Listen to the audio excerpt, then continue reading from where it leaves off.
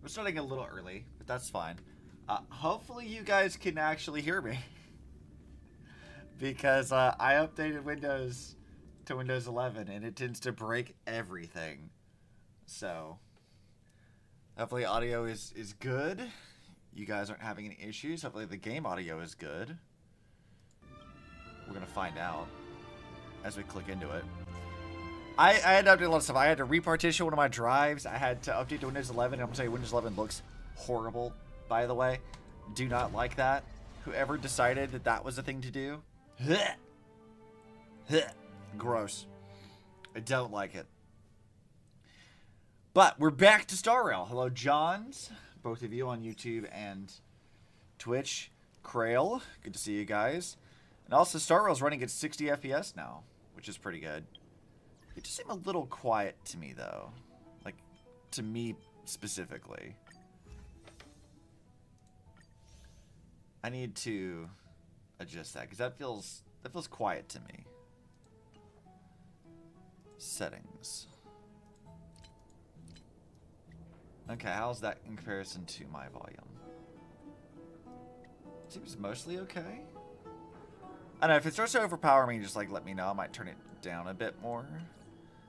It just feels kind of quiet to me as I'm playing through it. Yeah. Cool. God, the faster frame rate of this is going to be throwing me. I'm not used to seeing the game run this smooth. That's so fast.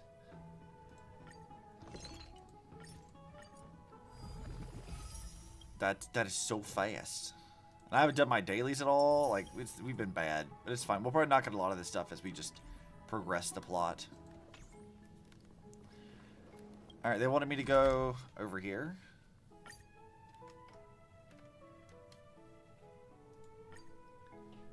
I might have to go to the Windows settings to adjust the game's volume in my ear. It really does feel like it's not quite right. System, sound. Oh my god, just start volume mixer. Yeah, Star Rail is set up to max. Yeah? Why does that feel quieter? God, they've rebalanced everything. I don't know how to feel about that. But we have plot to do. So what did we do? We ended on like the big cliffhanger that this is maybe, potentially, possibly, a prison for an Emanator, or not a prison for a Lord Ravager, which is probably the Flame Breather, which is also maybe Kevin, and Herta couldn't get in because Lygus is possibly an Emanator for Fully, or not Fully, for Noose. God, I can't remember the names of words of things today. So this is gonna be interesting. We'll see how this goes. Thanatos and Cersei's core flame has been returned. Yeah. So, both Castris and her talking. Yeah, I did with her to talking to Legus. We ended the last bit of 3-2. So we should be in 3-3 now. This should be where 3-3 is. 12 constellations hover overlooking the vortex of Genesis. We had Castris and Anaxa both died. They embody the 12 Amphorian deities, fate, foundation, creations, and calamity of this world. Now, 10 among them have fallen, their core flames return to the origin of Genesis. Above you, constellations shimmer, their brilliance echoing the faint slumber of each titan. And you have experienced 4 ascensions and 4 partings. Strife. When Anaxa died, Cassie, quote-unquote, died. Yeah, it's functionally a death. Kinda. She becomes death, which I guess is close enough. Dead to the outside world, maybe. The Lance of Fury once became the Mad King, plunging the world into ceaseless strife until your valor brought it to an end. And its demigod successor, the undying Midamos, chose to bear the title of Kremnos alone, returning home to be crowned as the last line of defense for the Holy City. Maide, may your battles know no defeat. Alright, time.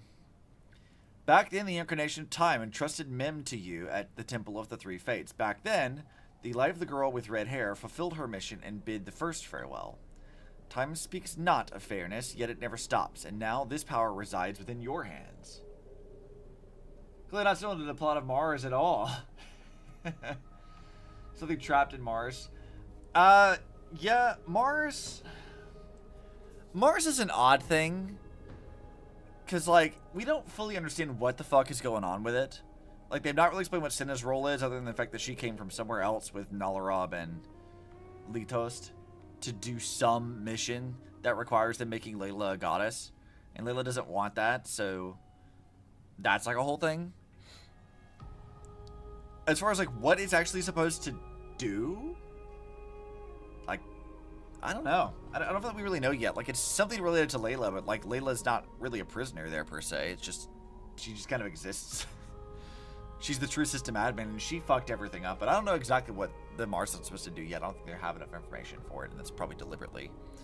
We know that Vita's got something to do with it, but, like, she's maybe just trying to cover up her connection to Layla. But, I don't know. It's hard to say. See you tomorrow, Trian. Yep, you're dead too. And Reason. Not long ago, the head of the Grove Sages helped you repel the menace that is the Black Tide. And still not long past that unruly scholar staged one grand performance, granting you a glimpse of this world's truth at the cost of his life. Oh, the incarnation of Reason, at edge of existence, have you found your answer? I don't know any of that stuff yet. Yeah, it's a lot. Like, there's a lot of plot happening in Impact 3rd right now. Death. The prophecy once made, the Hand of Shadow choose two, granting one the fate of death, yet their bond wove a hauntingly beautiful tale that stretched across time, and it was damn good. At the end, the incarnation of death who journeyed from the Netherrealm to the living world chose to remain in that sea of flowers, retrieving your future. At the end of the West Wind, we shall meet again, Castris. But I need to readjust my model's position here.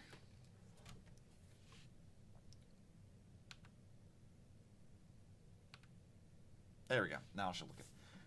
You stop being lazy and do Lisa around so you can continue the rest of the story. Yeah, might be a good idea. Time and again, farewells haven't numbed you. You can't help but wonder, how many more goodbyes will that journey of trailblazing entail? You question whether you'll be able to express each goodbye with heartfelt emotion. Your thoughts sink into the ocean. You recall the Amphorians' cherished epics. Using stories to soothe their sorrows, perhaps you should embrace this way to dispel your melancholy and regain your strength. Then, let it begin. Countless worlds of adventure surge through your mind. You need only to grasp just one to anchor your creation. Don't be influenced by the noise outside. Just focus on the keyword in your mind. What is this, insane texting me? It is indeed difficult. But you should still cling tightly to your inspiration, weaving heartfelt and elegant verses. Alright, this is an impossible task. Just one glance at your phone. It won't disrupt your thoughts, or so you tell yourself. So I tell myself every single morning when I try to do what I have to do. Oh, hi, Cypher. What you want, girly? Gray Mystery. Last time in Styxia, 0 time for treasure hunting. Absolute disaster. Now the River Soul's mostly retreated. I'm back, baby! In the water, a big shiny chest. Can't use the miracle orb, and I can't wade through. Your power of time is needed now. 70-30 split. 30 for you, 70 for me. Cat Grill! I love Cat Grill. Exactly, 30 for you, 70 for me. God, I love her so much. Get here and we'll talk. Look, she's got a goofy little cat thing. I need a cat emoji too. I need to make like an Obsibot emote that's that kind of face. That needs to happen. Okay, Cypher. I'm amused that she like nag texts me the same way that like Insane does. That's funny. You must admit, even during this arduous and struggling low point, there are still those who live joyfully. Cypher's endless, surging desire for wealth seems more turbulent than the waters of Scale Gorge Waterscape. Forget the past now. It only brings sorrow, but sadness has no place in this moment. What you need is the drive to move forward. You decide to head to Styxia, where the River of Souls is no longer blocked, to meet up with Cat Girl. Cat Grill! I love how she doesn't even call her Cypher. She's like, no, it's Cat Grill. Hopefully those glittering, clinking trinkets will, as always, lift your spirits. Treasure? Making me happy? Hell yeah, it will. 60's moonlight is so beautiful. And the River Souls is so quiet.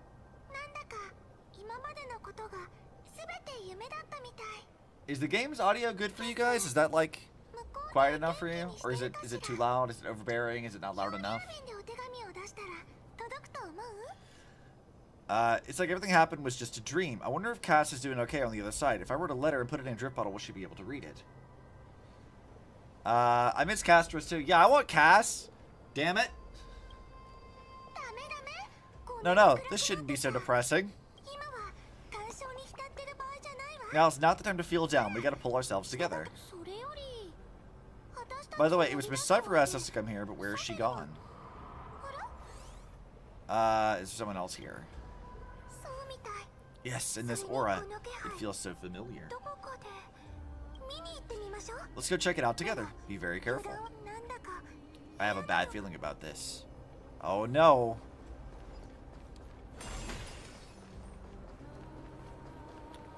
We'll figure it out. Should be fine.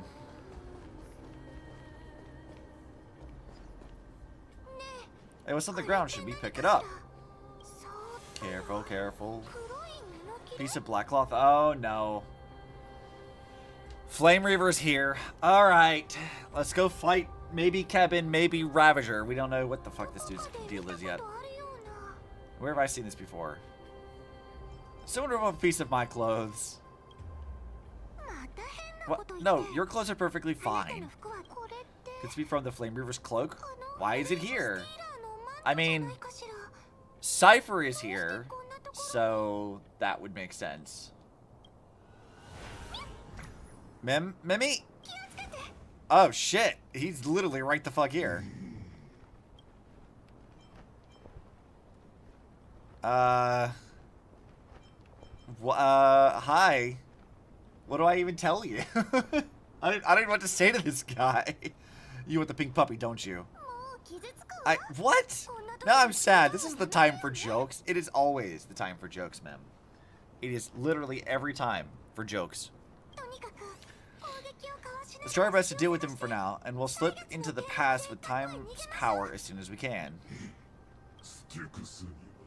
The River of Souls is full of fish, big and delicious. What? Yeah, Mim and I have the same reaction. What? The flame chase journey stops. Okay, so it's just fucking Cypher. Cypher, what are you doing? Why are you scared yourself as this dude?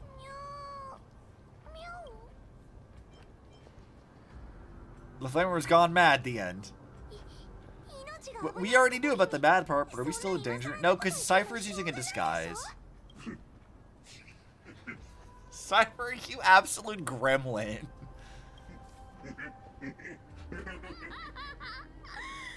I love her.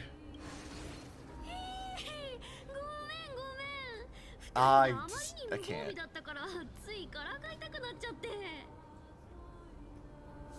What a chill person. Let's leave. This Cypher must be a fake too. Run! Don't run. I'm the real Cypher, the real one. Come on, don't be upset. I'm just giving you a kind reminder that Emphoria isn't safe at all. The whole place is full of dangers, including that Swordmaster. Make sure you stay on your toes, no matter where you are. Meow meow. Yup. Let's see. I might actually do this.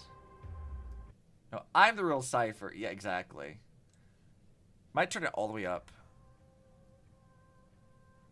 in the game and then turn it down in OBS.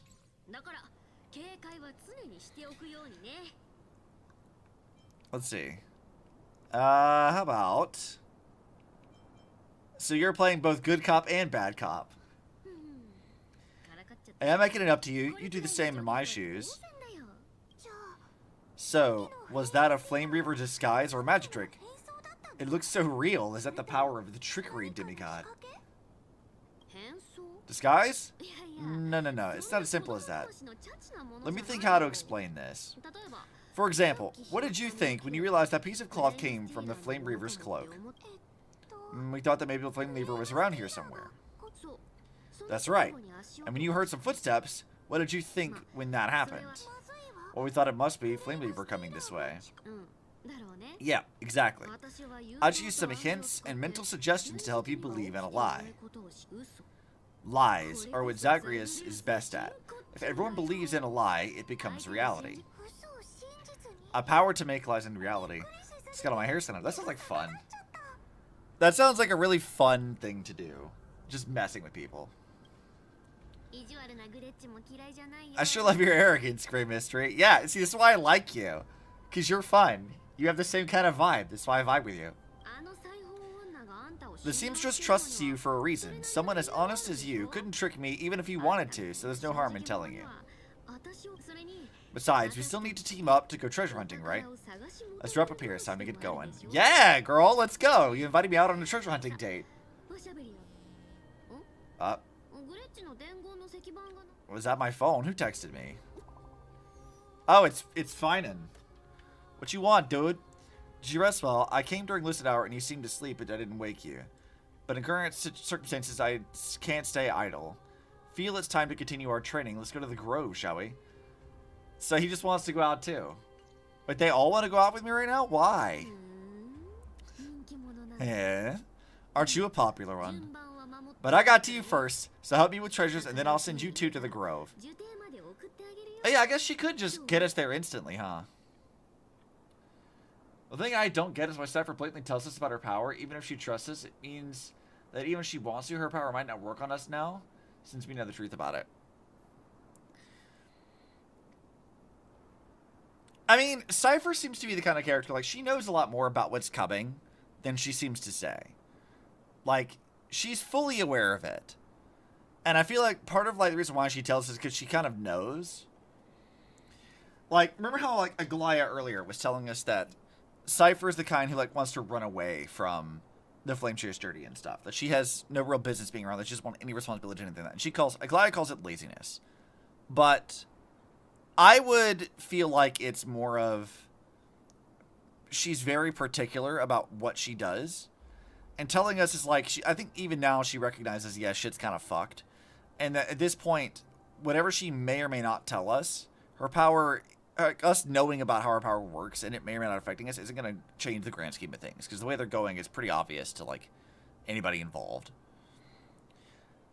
I feel like that's how I think I would explain that, is like, Cypher's just, she knows a lot more, and while she may play coy, she may play, like, she's having a lot of fun time or whatever, I feel like she knows, as much as anyone else, how dire the circumstances really are. In case in point, she literally opens this entire conversation by pretending to be the Flame Reaver. Like, why choose that thing specifically? Something that, as far as we know, she hasn't even seen in person yet. And yet she's managed to do this just because she says it's to remind us that Infuriates is still dangerous. Like, no, I think she recognizes this thing is like sort of like the herald of death for their era. Like, I think she knows this as much as anyone else does. That would be my guess. Maybe I'll feel differently about it, but we've seen her in other cutscenes before this where she just seems to know more than she lets on. And part of how you can like weave good lies and play good tricks is by knowing a lot and being selective about what you reveal and what you don't reveal. Let's see. Why do you need so much money anyway? Why not? Curiosity killed the cat, you know?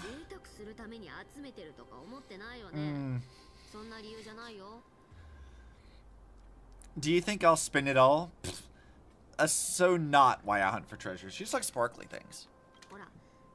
Don't forget, I'm a demigod too. And there's a line reserved for me in that stupid prophecy as well. You shall walk with greed and die over petty change. See, again, she's going into these heavy topics. Girl knows. She knows what the fuck is up. But I don't believe in that. As long as I keep collecting treasures, then I won't need to care about petty change. And as long as I don't hurt other people when I get what I want, I won't be walking with greed, right? Isn't that simple? So, as long as I keep going down this path, all those predestined prophecies and fates will never catch up to me. Phew, that was a long speech. I'm getting thirsty at this rate. The treasures of Styxia aren't going to float up on their own. Go on, Great Mystery. Show me what that authority of time can do. So, here's a fun little thing that I feel like I want to mention now, especially if you guys have like looked at my old YouTube stuff. Ages and ages ago, back before we had Hersh of Human Ego Elysia, I made a video talking about how Ellie was possibly like the master of fate and Hersh of time in a way. And we drew a lot of parallels between her and like the Morgan and other things like Arthurian legend, things like that. And now, taking that same research we did back then of tying Ellie to time and fate, I find it very interesting that here we are again with Mem and by extension Cyrene, and they have yet again associated her with time and also probably fate. There's another thing too, which I saw somebody point out on Twitter, and I do think it's worth mentioning here as well. There are 12 Titans, and there is not any more than that, allegedly. However, in some of our marketing material, there has been a 13th symbol that suggests the existence of a 13th Titan, but there's only ever been 12. And that was kind of how they handled things with Elysia as well. The 13th Hersher was a mystery. It was something that they had kept secret in Guns N' Girls Z. It was something they kept secret in Impact 3rd. And it wasn't until they actually got through the Elysian Realm arc that they actually told us about what the fuck that was and why. And I just see that again. I'm like, well, it seems obvious. There's like a 13th Titan or whatever. And that is going to be Cyrene or Elysia and Mem. Which is kind of a neat little thing. And if you want to take a step further, they're already hinting at it by what we've played through, because they said that, like, the Flame Reaver is what killed Cyrene originally. But, like, if that thing's entire goal is to kill off Chrysos heirs and whatever to steal their, like, the core flames and stuff, why would it attack her? Why would it kill her specifically if she wasn't somebody who had a core flame of some sort? But if she's the 13th Titan, mastering over fate or something, like what Elysia is, then it would absolutely have a reason to do that. So, I don't know, it's interesting making those parallels and seeing how they're, like, reusing these ideas and concepts again to hint at, like, what's going on, even though we haven't seen much of Cyrene at all. She hasn't really been mentioned much, other than a couple of flashbacks here or there, and finding name-dropping her one time.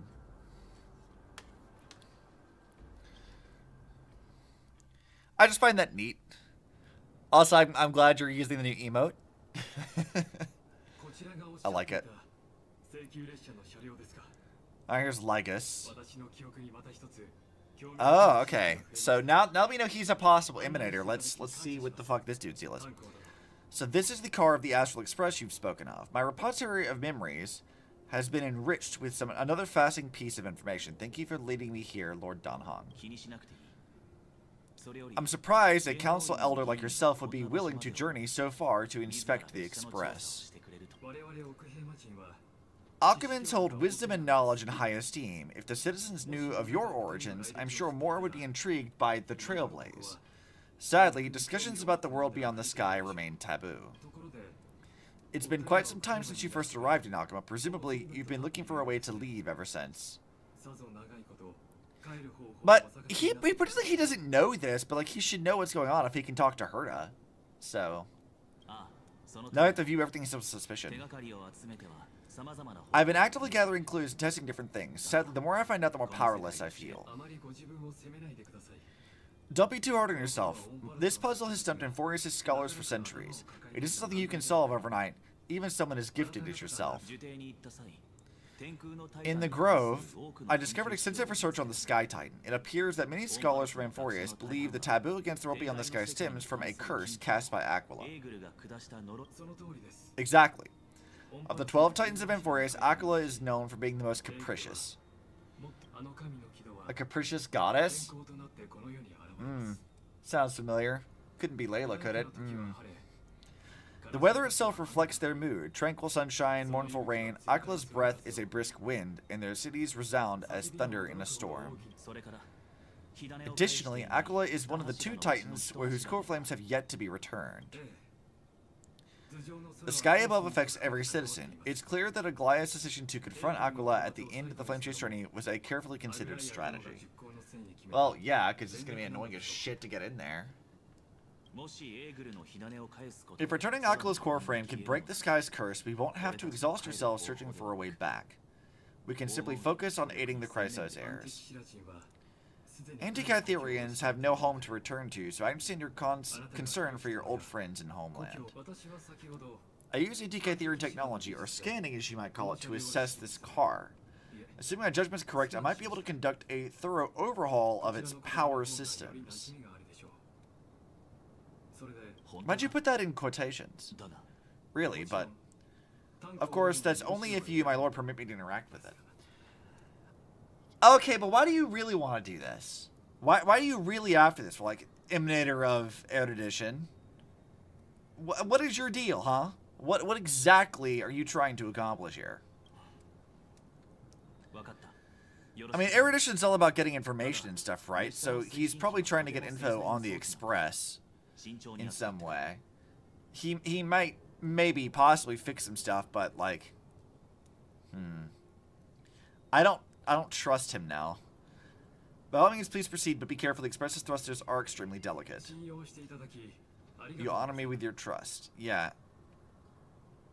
Methodic Ben's inspecting its components. Yeah, he's here for information. He's looking for something. But what? This is unbelievable. You seem to understand its structure perfectly. Have you repaired something like this before? A very good question. Not exactly.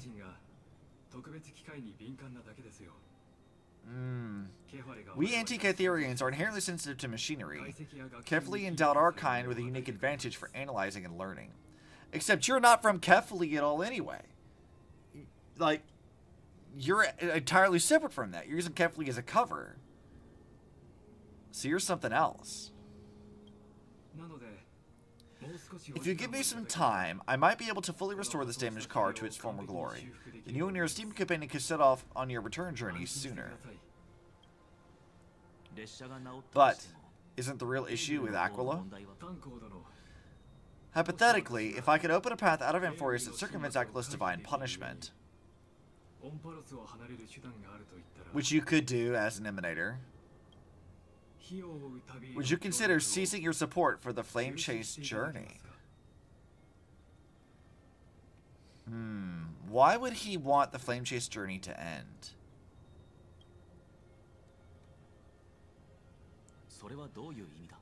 I don't understand.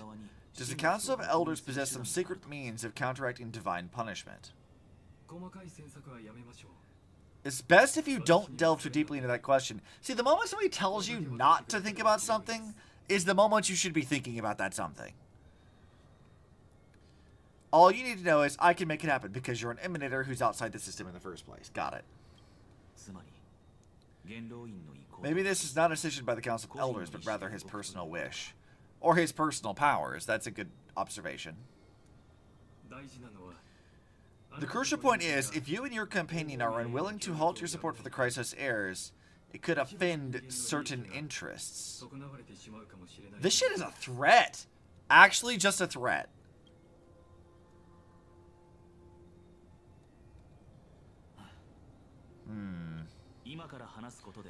Forgive me, Lord Lygus, but I must be frank. When visiting Dawncloud, I reviewed the records of many council elders. Among them, only your background was nearly blank. I'd like to accept your goodwill, but given such a mysterious background and motives, anyone cautious would have doubts. Good on you, Danhong. Your prudence impresses me, just as expected.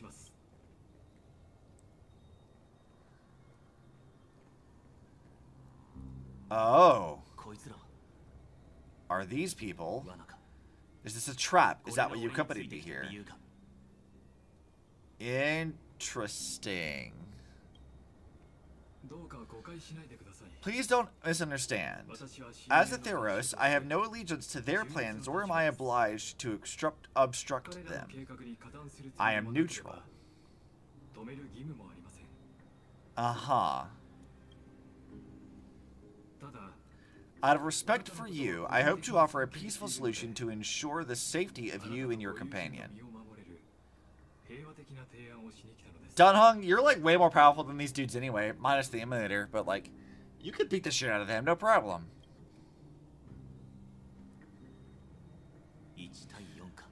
1 against 4 then. Just to confirm, if things turn ugly later, will you help? I will not. As I said, I remain neutral.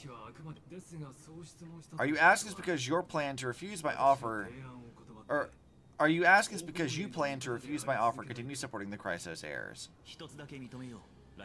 You aren't wrong about one thing, Lord Lygus. Indeed, we must try to return to our companions. But our companions now also include the flame-chasing Chrysos heirs. The Nameless cannot and will not ignore the fate of our companions. So I see. This is what you call trailblazing. When I asked for your help, when I asked if you would help, I meant the ones who are in need of them. Oh yeah, dude. Time to kick some ass. Let's go. Activate your Imbibe or Lunae powers and beat the shit out of them.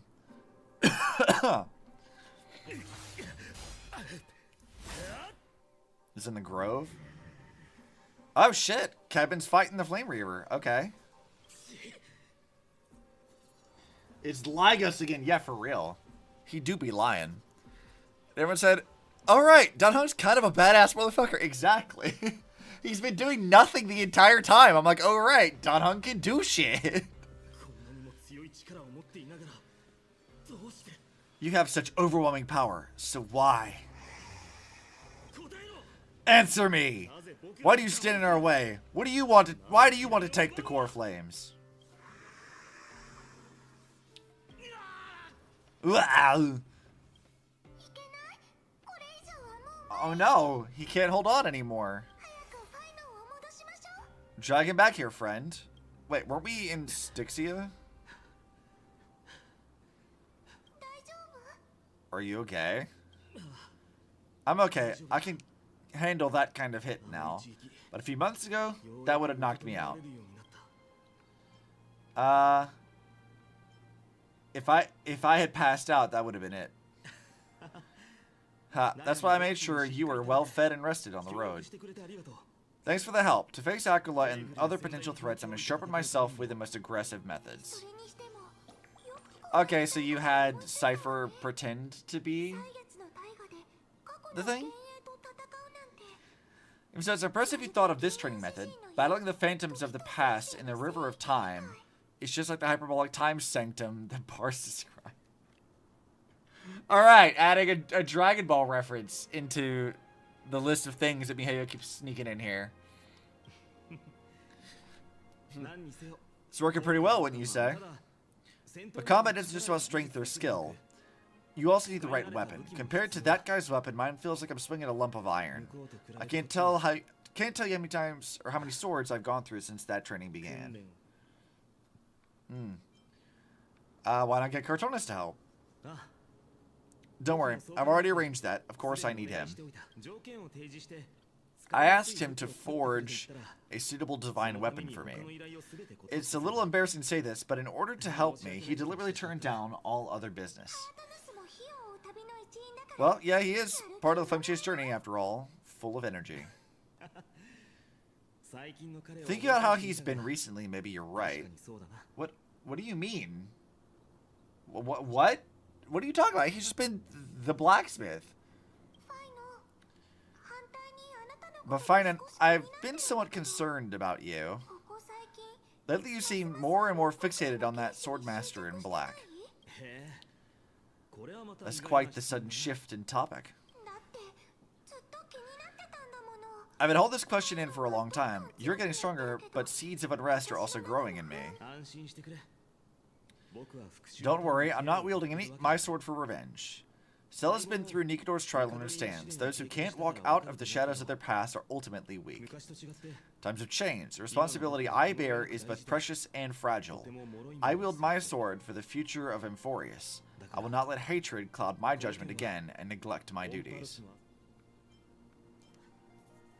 But you can't beat him yet. Right. I must continue to sharpen my skills. Eventually, I'll need to face them on the battlefield. And yet he's not talking about his actual he's not mentioned much other than like the fact that the Flame Reaver killed Siren, Hirine, however the fuck they pronounce her name.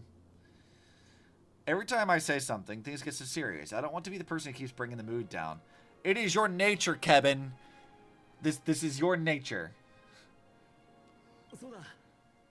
You're just a sad boy with a tragic story. I'm out of energy for training today. How about we go to the Library of Philia to lighten the mood? Sure. That's what I've been looking forward to. We deserve to enjoy ourselves after all the hard work. Today, I'm definitely going to. What were you reading before? Mem, answer me. A girl's little secret, don't write. What were you reading, Mem? Mem was reading Titan Yaoi. Or Titan Yuri. She's reading Titan Yuri. I bet you she was. I bet you. If she's Elysia, that's absolutely what she was reading. That's the charm of this place. You can find whatever you're into here. The three of us might not be into scholarly books, but we can still spend an entire day in the Library of Philia.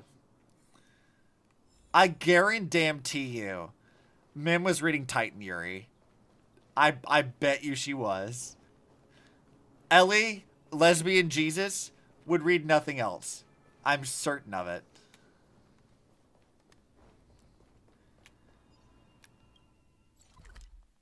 Let's see, yeah. Just take me over here next to this. Now, where was it last time? Was it here or maybe over here?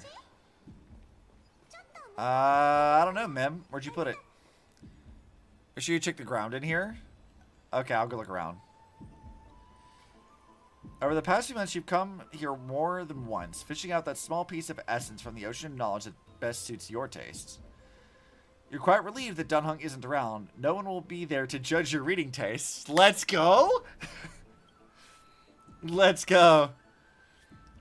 The scroll at hand shows a line of small text. Non-standard reading material. Please return to its original place after borrowing. Do not let any Grove professor discover it. 10 exclamation marks.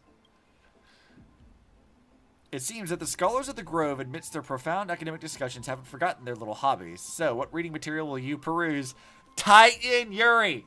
Titan Yuri! Titan Yuri! Let's go! Forbidden love, the tree and the butterfly. She wandered through the flower sea, searching for a glimpse of those fluttering butterfly wings, but without success. I'm just going to say what the name is actually, Circes. I've heard that every flower has its own florography. Generally speaking, that perception is correct. She heard the voice but couldn't see the speaker. Yet Circe's paid it no mind. She calmly responded to her most special student while scanning her surroundings. What is your florography? I'm afraid I'm not a flower, but a tree. Evidently, this answer failed to satisfy the other party. A sound mingled with dissatisfaction and disappointment reached her ears, prompting her to add yet another remark. Well, if we're just speaking metaphorically, I suppose it wouldn't be, quote, intelligence. However, her objective was nearly accomplished. It should be around here somewhere. Now, she had just to need to find some bait to draw her out. Intellectual, yet also romantic? Perhaps it's because I hibernate? You see, in my long dreams, I've made promises to countless lovers. Really? The butterfly-winged girl suddenly rose from the thicket before Circe, startling her slightly. After all, at this moment, the distance between them was virtually non-existent. Gazing directly at Nestia's face, allowing the light reflecting from her lips to pass through her eyes, a hint of crimson flashed across Circe's face, almost imperceptible to onlookers. Of course, her composure wavered only for a moment. Then Circe wrapped her arms around the girl's waist and, as if pulling a radish up from the ground, gently lifted her from the flower thicket. Yeah, let's get steamy. Let's go. Just called her. They're gonna make out in the field of flowers. Let's go. Of course not. Caught you now. Titan Yuri! I'm so excited. I think they're gonna let us read this. Placing her on the ground, the giant's tree incarnation gently stroked the butterfly's wings with the edges of her leaves, confirming the other's normal state before slowly withdrawing. So, now will you tell me? Why have you been avoiding me?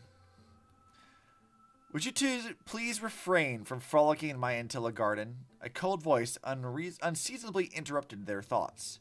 Indeed, for the garden master, the incarnation of death, such lively atmosphere was truly something akin to a natural enemy. Sorry, we'll leave at once. Thank you for listening to my troubles, Madam Thanatos. Circe, let's return to the grove. Honestly, sorry then, Thanatos, for troubling you. Honestly, you two are, alas, but Circe's, you must be aware by now, right? A bitter sensation spread in her mouth once more. Circe remained silent, merely nodding as she bid farewell to her old friend. On the way back to the grove, Nestia remained completely silent. After one unsuccessful attempt to question her, Circe struggled to find another opportunity to speak and simply focus on the path ahead. Voices of gossip reached them, causing irritation. A genius? So what? She's just like... so terrifying. A stern figure approached rapidly. It was... someone. The source of the irritation. Nestia offered Circe a smile and then turned and walked away. This person cast a sharp glance in the direction of the butterfly-winged girl's departure, then shifted his gaze back to Circe's. Probably an Anaxagoras. It's an Naxa. They're going to put a Naxa in the Titan Yuri. That's how I'm going to read it. First came perfunctory reports and spiritless small talk, then escalation to arguments that resembled personal attacks. Do you truly understand? I don't need to. Let me be direct, Circe. To romance a student, even your own creation, would you find that perverse? Pow! This was the first time the embodiment of reason allowed emotions to govern her mind. The sensation left her palm felt as if it would scorch through the heart of the tree. From nearby came the sound of running footsteps, familiar yet somehow strange. Circe wanted to give chase immediately, but the words echoing in her ears tripped her steps. She was indeed somewhat distracted, allowing the girl's image to surface and fade in her mind repeatedly. When her resolve crystallized, the third curtain-fall hour had slipped by. The personification of the giant tree approached the gilded chrysalis, cried her beloved's name, then stilled as if she had frozen. The traces left by the butterfly-winged girl who dwelled here was all but erased. Upon the foliate desk lay words, a maiden's first and final love letter. I love you, Circe. I have already received the graduation gift after all, so forget me. No! Dramatic! And also a fucking sad tragedy ending? No! How dare you? That's it? Nothing else? Exactly. This love story abruptly ends at the worst moment. Whether the author lost the motivation to continue or some urgent situation occurred remains unknown. Dramatic Doom Titan Yuri! I know! It's the Doomed Yuri. How dare you? Do I not get enough Doomed Yuri from Impact 3rd?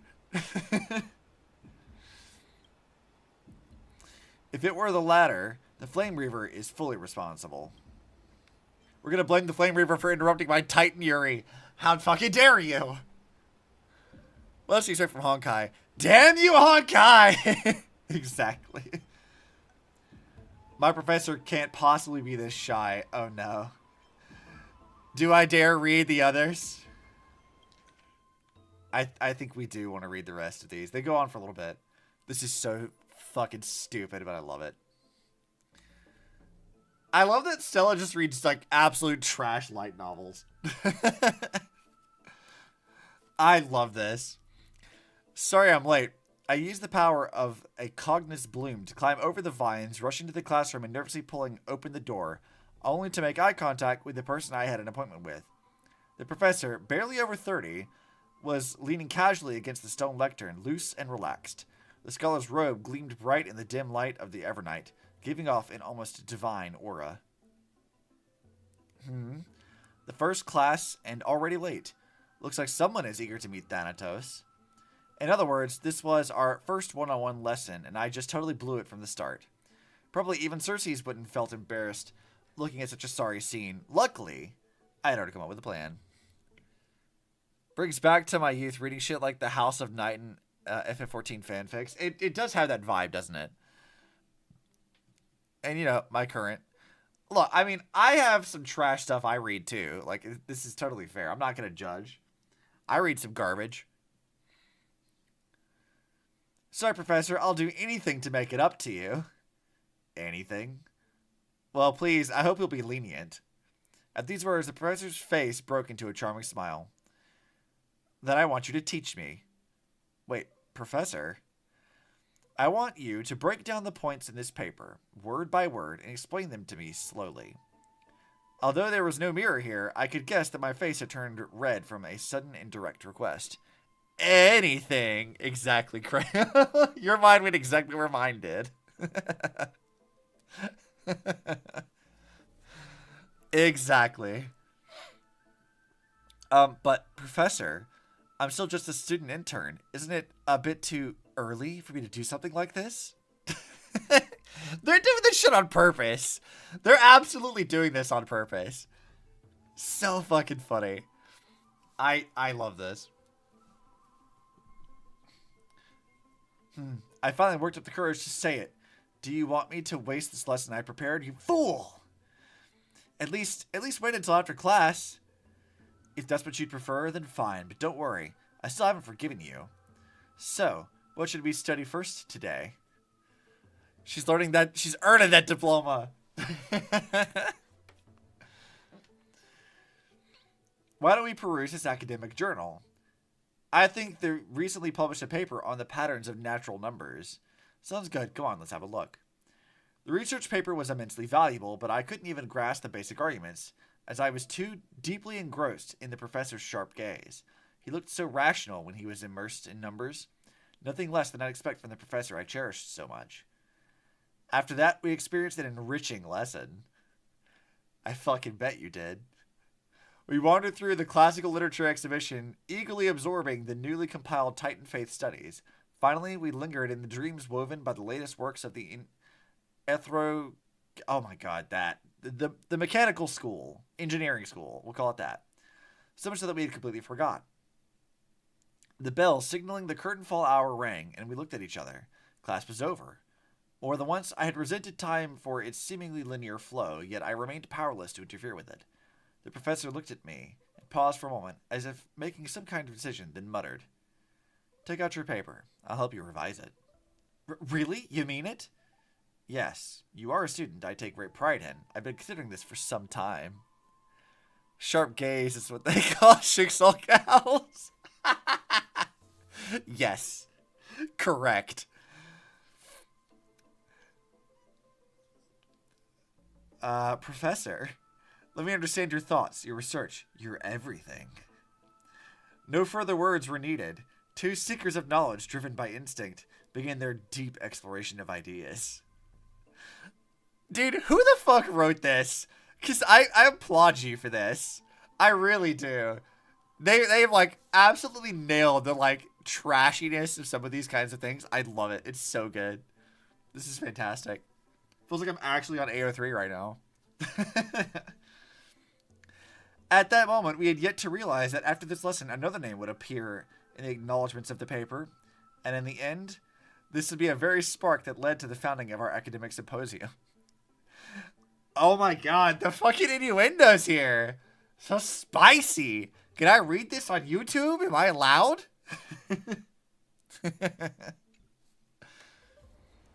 After finishing this mind-shaking piece, only one image remains in your mind. The express, welt, phone.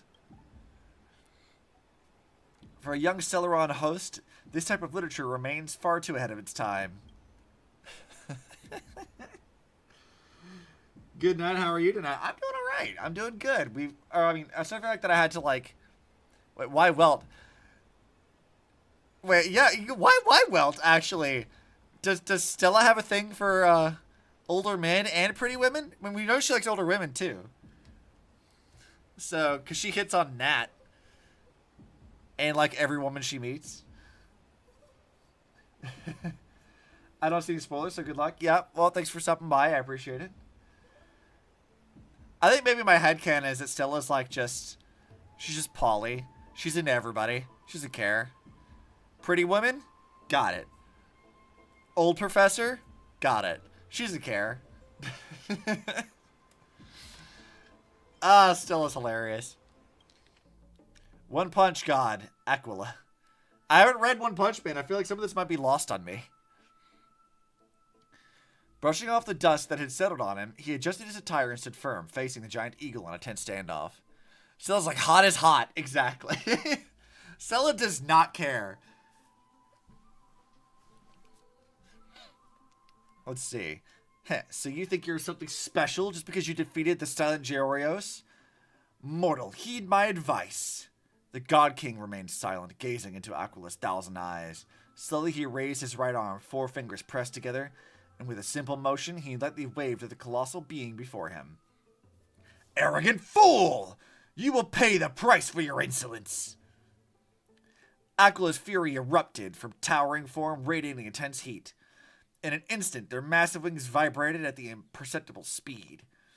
1,000 razor-sharp feathers shot forth like swords, hurtling straight towards the God King. As everyone knows, the feathers of the Sky Titan can pierce through iron and steel, let alone mortal flesh. Their sheer destiny left no room to evade. The violent storm of lethal blades is closing in, and time itself seemed to freeze. Aquila's enhanced their reflexes, predicting the movements of this arrogant little thief before them. Noticing the God King shifting his stance, Aquila mused. He had only 2 choices. He could push off the ground to evade left or right, or stand firm and brace for impact.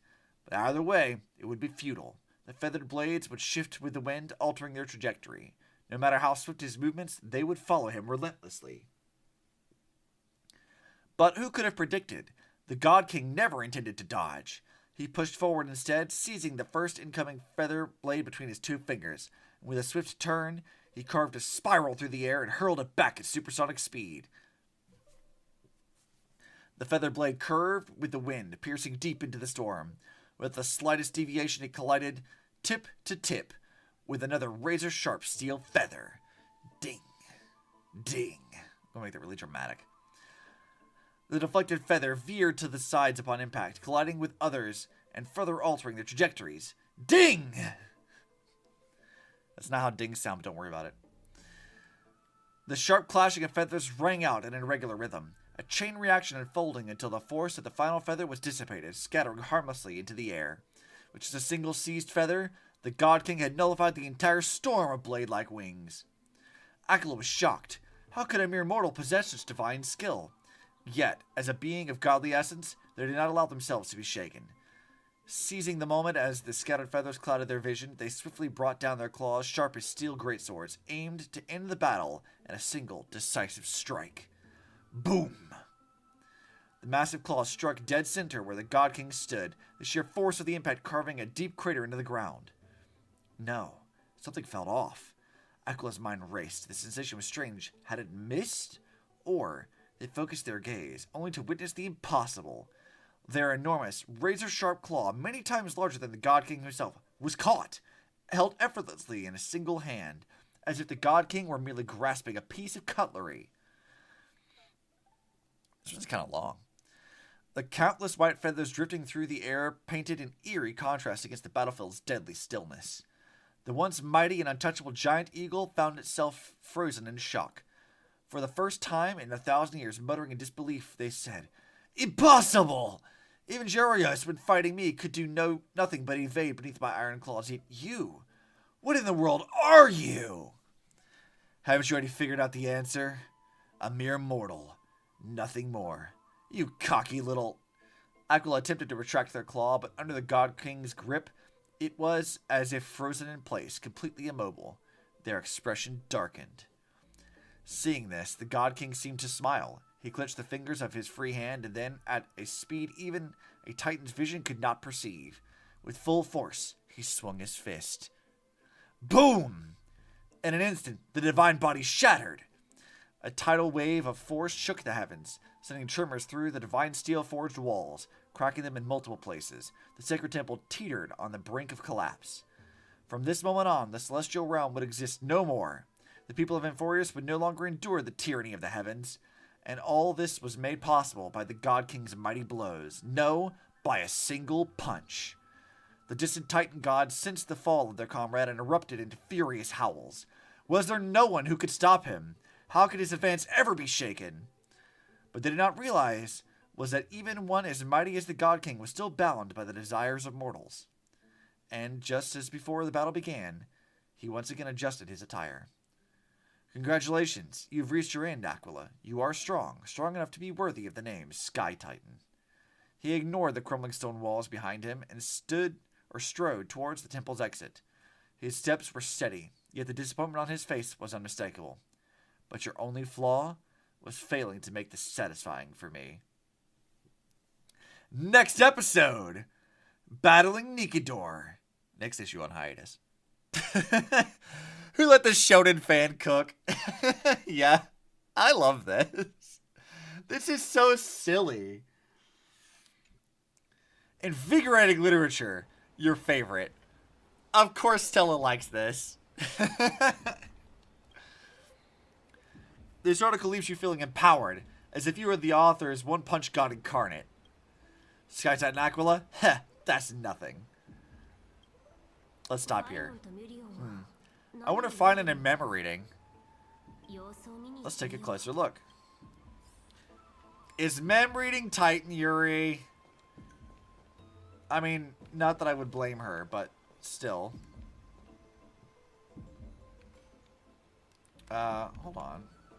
Okay, there it is. My controller was like not sending a signal first. See what Finan's looking at. Finan, what are you looking at?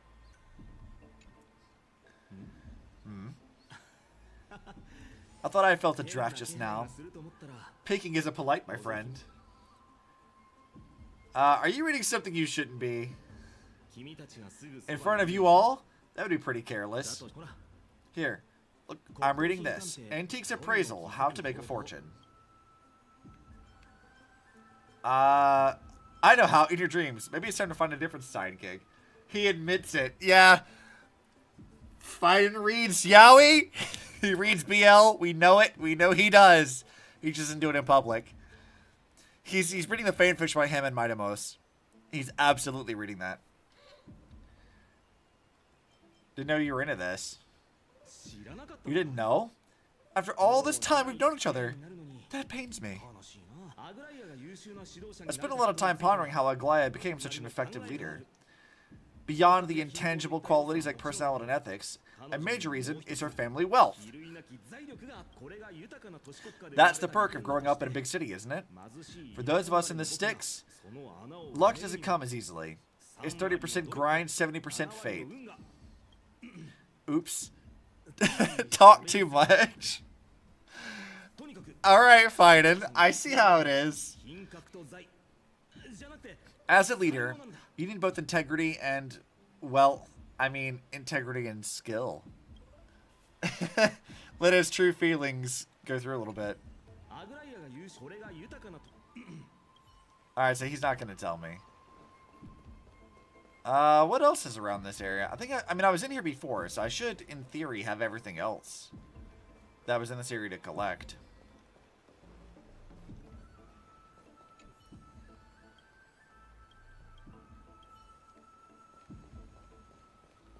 There should be everything in here. Alright, Mem. What Yuri are you reading? Month of cultivation, curtain fall hour. A time to feast on grains, but a poor time for fishing. But then again, are there even any spots left to fish in Forius these days? Superstitions, don't buy into them. Whoa, you scared me. Mem, what are you reading? Bursting into someone's world like that could really catch him off guard. That was the point. Well, no more jokes. There's nothing here. I'll go look elsewhere. Uh-huh, that's very suspicious. Scylla fly Yuri. Well, we know Scylla likes Yuri because she was listening on, like, Bronia's dreams in Penacony. It's, like, suggestive stuff with her and Scylla. So it's like, Scylla likes that shit. You two can bond over it. Bond over your lesbian tendencies.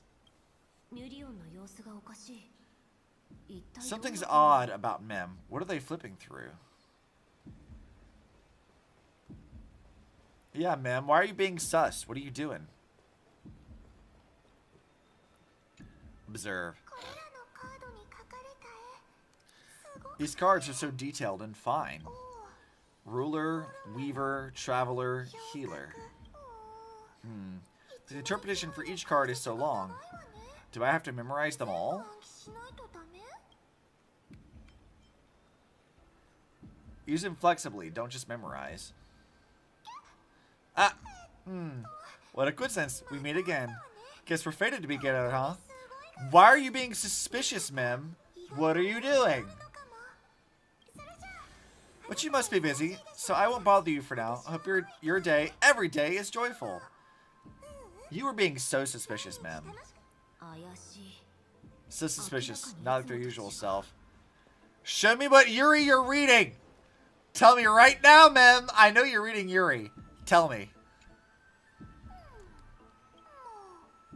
You sure are persistent. Alright. I'm totally helpless against your charm. She caught me this time. What are you guys chatting about? Isn't this the Amphorius Divination Compendium? Why are you here too? Sorry, seeing you two chasing each other around, I suddenly found my book not that appealing anymore. Never thought men would be into divination, but it's not exactly a niche hobby, so why all the secrecy? I wanted to set up a surprise, mastered in secret, and give you all a shock. But getting caught halfway through, it's only natural I'd feel shy. A girl's heart is more delicate than Aqua's ever-changing moods. How very Ellie-coded of you. Huh, a surprise, huh? Someone else used to tell me the same. She was really good at stargazing and divination, especially with cards. Yeah, just like the ones you're looking at. Was Ellie a divination person? I don't feel like she did divination, but that does seem like a thing she would be into. Then you must be pretty familiar with all sorts of divination techniques, with a friend like that. No, I know nothing about it. I've never really believed in using cards or bones to predict the future. If the good omens foretold by divination were true, my hometown, Aides Elysiae, wouldn't have disappeared. Don't forget we've got Lady Trinan. Every other form of divination is just smoke and mirrors or cleverly rehearsed tricks compared to her flawless prophecies. A little faith in these things isn't bad sometimes. As long as it doesn't harm people. Like, if you're not taking it too seriously, if it's just for fun and you're not causing other people harm, or like, I don't know, relying on it for like life-changing decisions, yeah, there's not really any harm to it. Like, obviously a critical eye is important. As a scientist person, I would absolutely say that. But like, as long as it's not harming anybody, you do whatever. To me, divination could be a power that guides our spirits. Fate always casts a shadow in front of us, clouding our view of the future. That's why people turn to divination. It's just to find a small reason to give them courage to face the unknown. But if divination predicts something bad? Divination is only meaningful when there are both good and bad outcomes. Even bad omens serve as guidance. They can help us keep alert. Strange. A person I knew used to say similar things. Looking back, whenever she interpreted a card for me, I couldn't help but feel uneasy, even though I have never believed in the outcomes. Maybe it was her tone? Kyurene. Okay, I like that better than Sirene.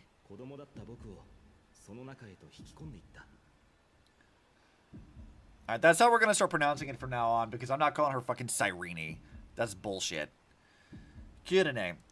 She could paint a complete fantasy so vividly, it utterly captivated me as a child. Right, I still carry a card she once used. Do you want to see it? Oh, hey, look, it's the cards that Mem keeps in her booklet. How very suspicious. It's almost as if Mem and Kyurene are the same person. Wow, it's so exquisite. I'd love to have a card like that. Gotta craft a Mem-specific deck. Now that you mentioned it, yes! It would be even better if it were made of, say, crystal. Huh. How very suspicious. Speaking of which, there's something I haven't shared with you all. Remember our first trip to the Temple of the Three Fates? The riddle that Oryx posed to us. I look at him doing the Kevin pose. Who's there? Oh, it's these motherfuckers. You are. Nice cosplay. These folks are up to no good. Black clothing, masks decorated with golden blood. Are they cleaners? Ha! To directly call us by our name, it seems you, Lord Finan, have studied the forgotten history of Amphorius quite thoroughly. What's being cleaned? Clothes or cars? Your friend seems quite interested in us. Perhaps you could explain, Lord Finan. It would be the polite thing. We can't let our esteemed guests pass away without understanding. During the Chrysos War, to combat the Chrysos heirs, several cities formed an underground assassin squad called the Cleaners. Their task was to erase anyone with golden blood from existence. Assassination, poisoning, political persecution. They would do anything to achieve their objective. This historical perspective seems biased, glossing over the Chrysos heirs' abuse of divine powers and their blatant initiation of war in order to defame our predecessors. Could you disclose the name of the author behind this popular legend, Lord Finan? I'd hate for the innocent children of Akhama to be tainted by such a slanted narrative. You should have stayed buried in the dust of history. The Citizens' Assembly has once again legitimized the mission of the Chrysos heirs. But as for you, not one citizen to cast their vote for your executioners lurking in the shadows. Except for probably Canis. She'd probably do it, because she's a bitch. We don't like her. What does it matter? We've long since stopped expecting to be understood. People have become too accustomed to peace, and they've forgotten the disasters that arose from allowing generations of the Chrysos heirs to rule. Complete nonsense. Did you really travel all the way to the Grove just to have an argument? It's also kind of a moot point, too. Like with Canis, like they sort of like they're thrusting a lot of like blame on the Chrysos heirs for very little real reason. Like they say, oh, like they're basically telling us that like had the Chrysos not been uncharged, all this bullshit wouldn't have happened. But like with Canis, they're ignoring the fact that the Chrysos heirs have literally no bearing on whether or not the Black Tide devours everything or not. The Black Tide is not them. It's just a naturally occurring thing that fucks everything up. They have to fight that whether they like it or not. Your bias is not going to make that not happen. dinguses. I enjoy dealing with people as straightforward as you, Lord Finan. You probably figured out why we've come before you. Just a handful of you here. Who do you think you're fighting? Keep your cool. They've come out of the shadows to suggest they've got something up their sleeves. Alright, let's hear it. What are you hiding? But watch your language and don't say anything you might regret. My shoulders might be sore and my sword a tad dull, but still enough to slice off your tongues. Yeah, I'll fight some bitches. Let's go. How's it going, Senny? This place fits, doesn't it? It's a bit small, but the lighting is perfect. So we've left on 2 cliffhangers now. Look at that fat fucking unicorn. Pegasus. God, fat fuck really is living up to the name. God, that thing is round. That is a rotund creature. This is the first time we've seen that thing, isn't it? I feel like I haven't seen that thing before. Not like in cutscenes. It's usually just Hyacinth by herself. Look at that thing. Thanks, Lady Tribby. With this, the Twilight Courtyard can be reborn in Akuma. Rotund. He is rotund. Do you like it here too, little Aika? Doot-doot. It's so bright here. Maybe you should rename it. How about Luminous Courtyard? Lady Tribby makes a good point, but Twilight Courtyard carries a long history of the descendants of the sky, and I'd like it to continue. Right. How does the legend go again? Even Lady Tribby forgets things. We haven't prepared lessons in a while now, so we're a bit rusty. Just give us some time and we'll remember. And now we remember. Crimnos in the Firmament, Volume 3, Section 5. With Celios, the Day Thunder Knight, striking down the Eye of Twilight, the divine war between Nikidor and Akala, which spanned centuries, came to an end. Thereafter, the Sky Folk gradually declined, numerous sky fortresses were abandoned, and their descendants began to establish themselves on the land. Finally, those descendants from Celios and the Day Thunder Knight were welcomed by the scholars under Circes and established the Twilight Courtyard in the Grove. The historical record seems slightly at odds with our memories, but the details from that time have become somewhat hazy to us. Oh right, I forgot. For Lady Tribby, history is more than just words on a page. It's something you personally lived through. Yeah, little Aika loves listening to the stories about legends. I'm sure you're also imagining one day you'll be an awe-inspiring as the winged beasts by Celios' side. I mean, it's awe-inspiring to the community, but for very different reasons. That thing there's like no edges on this thing. He's just a round ball of a thing. That day will come. I believe it. Just keep growing. He's already grown enough, Hyacinth. Look at how large that thing is. Sup, Kratos? Good to see you two doing alright. I heard from the citizens you were nearby and came to check.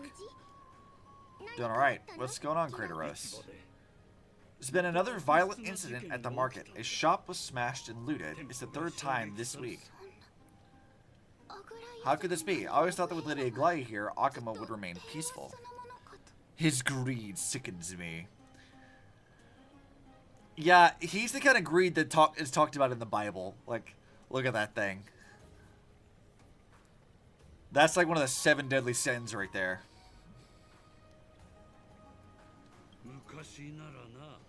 That was true in the past, but these days, forgive my bluntness, our senses may not be as sharp as they once were.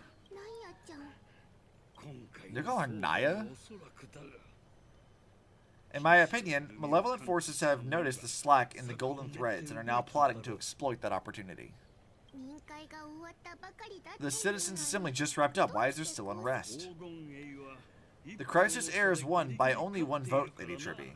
For my many years of experience, a narrow victory often walks hand in hand with unrest. Trouble? What's up, Clementine? Something terrible's happened at Memorial Palace. What is it, Doctor? Calm yourself and talk us through. Lady Aglaya. It's Lady Aglaya who's in trouble. Well, what happened to Aggie? Moments ago at Memorial Palace.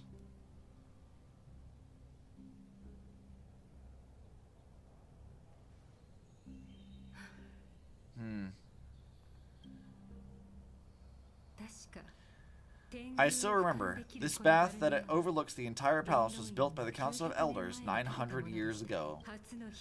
Its purpose was to commemorate the first flame chase journey, and to remember the heroes who made great sacrifices for Emphorius a millennium ago. Rules were set then. No one was allowed to enter, apart from guests invited by the Gold Weaver. But I guess you're no longer pretending to follow the rules, are you, Lady Canis? Of course it's her. They're echoing her stupid bullshit. Of course it's her. Canis? That's how they're pronouncing it? I could change that then. Aglaya.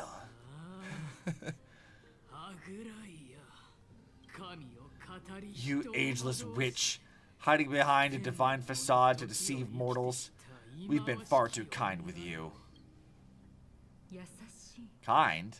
There's no need to use such a word to cover up your incompetence. A good word for it. Anaxagoras humiliated all of you before the citizens. If you cite any shred of shame, you'd throw yourselves from dawn cloud at the curtain fall hour to salvage the last fragments of your dignity. Demigod, why not gaze into the water's reflection and see the wretched face you wear now? These days, you're not only blind, but also deaf. The cleaners were born for this moment. When all orders, rules, and laws fail to restrain you, it's time for the dagger to pass judgment. Again, I have to ask, what has she done other than just make sure things are running okay? Yes, there's been some surveillance, but like... She said, if you had any pride, you'd jump off the cliff right there. Yeah, for real. She's like, if you had any pride, you'd kill yourself. Like, damn! Aglaya, that shit was savage, lady. Like, I love that. That's great. We love a savage woman. I'm here for it. If you're in such a hurry, give it a try. Going toe-to-toe with the demigod, we're not that foolish.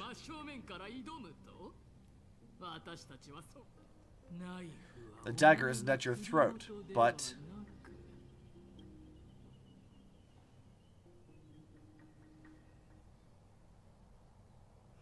Ha. Your gravest accusation is that my humanity is fading. And you claim my concern for mortal joys and sorrows is nothing but a facade. Demigod of serving. Exactly. If that accusation holds, what makes you think the lives of these civilians will sway me in the slightest?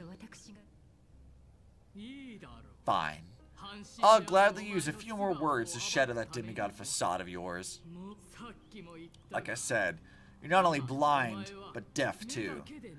Lately, your control over Akama has weakened. You see, when she says that Aglaya is blind and deaf, I'm not really convinced that that's literal here. Like, she may... Because I feel like she's trying to use this like deliberately as, like, blind to the troubles of the peoples and whatever, and deaf to the trouble that's awaiting her, kind of a thing. Like, she's clearly trying to, like, insult her ability to rule over the city. I suppose it could have a double meaning of it being also that she's literally blind. But, yeah. We talked with her about being blind when we met her. Did we? I don't remember that at all. I've legitimately forgotten already. But, that's an interesting play on words, though, if she's, like, using it as, like, the double meaning of, like, you're blind both literally and figuratively. You failed to notice the thefts we arranged in the market, nor did you catch wind of the meetings happening in the drummer's workshop. Plots are unfolding right under your nose, yet you remain indifferent. Humanity fading? Ha. Aglaya, why not use your precious golden thread to peer into my thoughts? See if the gift we've so meticulously prepared for you can move that cold demigod heart of yours. Don't compliment the Karen. Normally I wouldn't, but I mean, it's not like a super clever thing, to be fair, but I do like the usage of it. I'll compliment Mihoyo's writing. They gave a clever line to a not so clever character.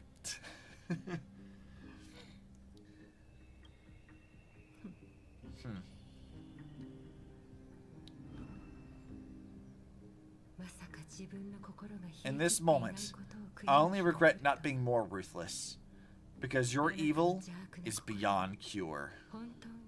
You finally figured it out? Ha. You have grown dull. I've been holding that image in my mind this whole time to make sure you could see it clearly.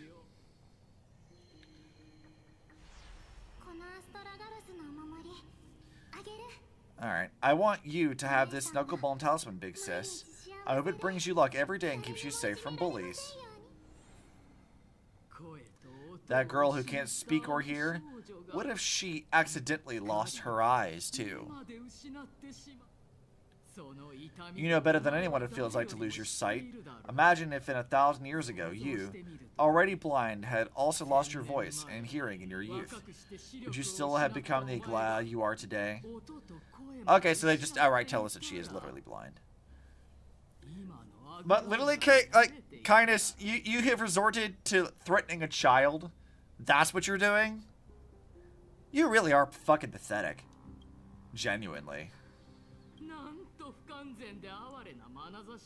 Look at those broken, pleading eyes. How disappointing. We overestimated your cunning. If this plan fails, we still have dozens of splendid parting gifts prepared. Demigod, would you like to hear about them?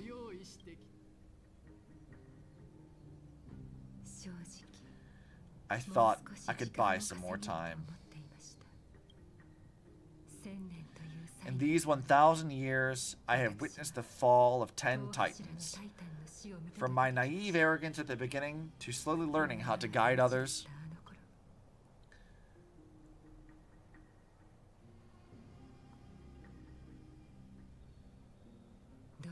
Now, it's time to let go. I should be grateful. Grateful that I've reached this moment to let my departure become a path for others to follow.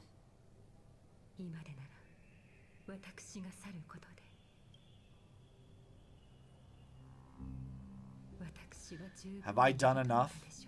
If I embrace that prophecy now and sink into the warmth of these waters.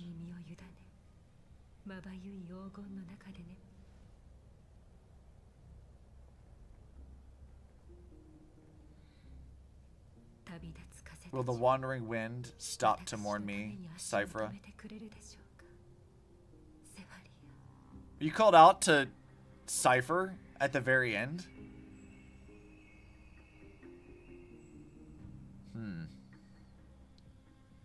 Switching to Cypher's POV. A millennium ago at Memorial Market. Okay. Babby Cat Grill!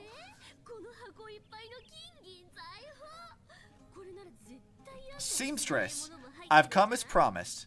Look at this box full of gold and silver treasures. I bet there's stuff here you've never seen. Come on, as we agreed, I want to buy the most valuable clothes you have.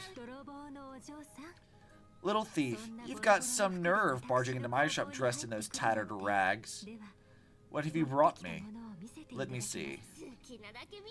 Here, take a look. Only the finest goods. See this sapphire? It's even more blue than Phagos's eyes. Ah, such exquisite luster. I've only seen an ocean's tear of this quality in my mother's treasury. Wait, you've seen one before? And here I thought I'd leave you speechless. Ugh, what a letdown. It's just an old memory. My family estate burned to ashes long ago. This workshop is what I built from scratch. Wow, a daughter rebuilding her family business. How admirable. Heh, enough with the jokes. At least you did get to enjoy those luxuries. Mind your manners, kitty. Tell me, Cyphra, where did you come from, and how did you acquire these treasures? Huh. I won them fair and square in a bet. What, do you doubt me? Speak up, seamstress. Give me a straight answer. Do you want these or not? Strange. You're clearly lying to my face. My golden thread doesn't tremble at all. It's because I'm not lying. I've been telling the truth from the start. Is that so? The scars and mudstains on your face tell another story. Oh, come on. Can't we just do business without all this chatter? Don't worry, I didn't leave any evidence, so no one will bother you. How can I trust a word you say when you're so skilled at lying? Dealing with you rich people is such a pain, always wasting my time. Fine, if you don't want it, there are plenty of others who do. Hold on. Your treasure. I'll accept it. But these alone aren't enough to purchase the gold weaver's finest clothes. That said, I do have something that would suit you perfectly. Oh? What do you have in mind? Well, come a bit closer. Oh, it's the shoes that she wears. She still wears them even now. That's adorable. Oh, shimmering gold. Absolutely stunning. These golden boots are one of the gold weaver's greatest treasures. They're not as valuable as the most precious gowns. They hold a magic power. Legend has it that Zagreus blessed these boots, allowing anyone who wears them to move swiftly and silently. Put them on, Cyphra, and don't get caught again. A face as lovely as yours deserves better protection. You rich folks sure love sticking your noses and everything, why don't you? Well, I'm taking these now, so don't get any second thoughts. What's wrong? Do you have a smaller size? These are way too big for me. I suppose you'll have to grow into them. Fake, fake. Do you have to interrupt me in the middle of my story? Fake? What's fake? Those boots definitely don't hold Zagreus' divine power. No, she just said it anyway.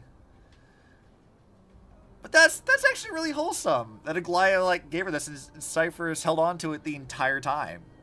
That's adorable.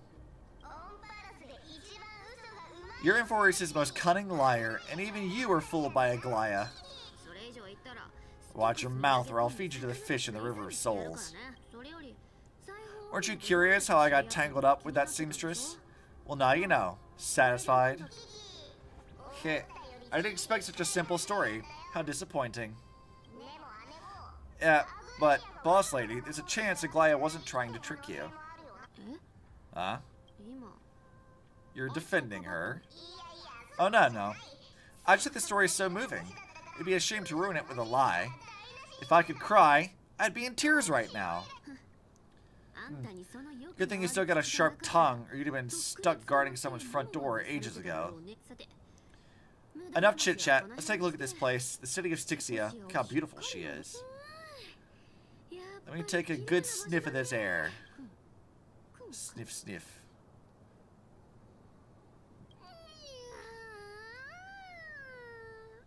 I'm not even going to attempt to replicate that sound.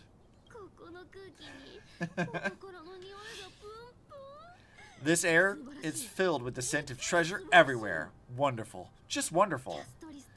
Thanks to Cassius and Grey Mystery, the ancient city's barrier was finally dispelled. Now that I think about it, helping them was well worth it. Time for treasure hunting, Bartho.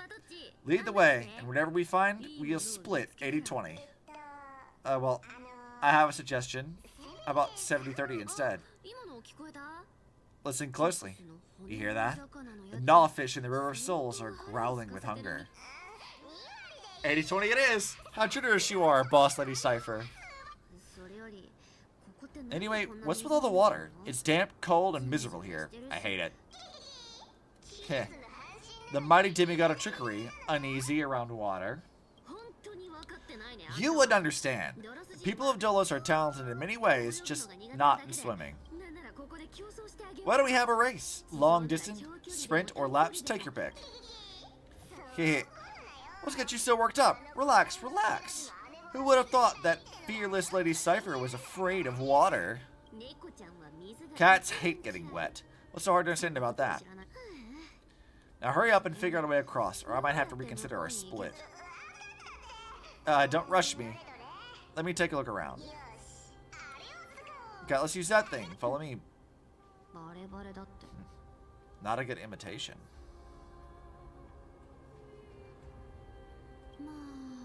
I'll play along and see where this goes, Bartolos.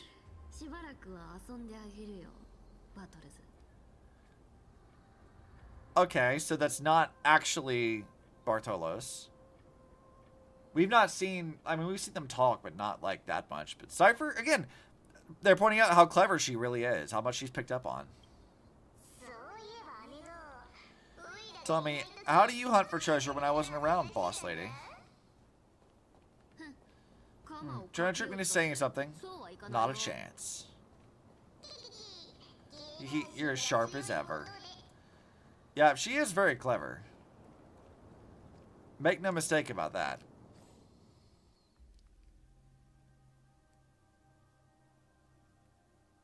Oh, weird. I'm not used to seeing this, like, 3D map here. It is odd. But this is if I... This is... Blah, blah, blah. Yeah, just grab the thing, move along. I know how this works. Don't tell me you're worried about getting your tail wet. Not bad, but just a warning. If this thing fails while we're halfway through the water... Don't worry, trust me. For that sweet 20% cut of loot, I'll make sure you're taken care of.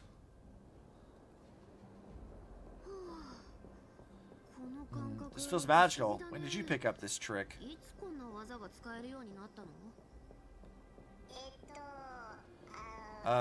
Self-taught. Self-taught.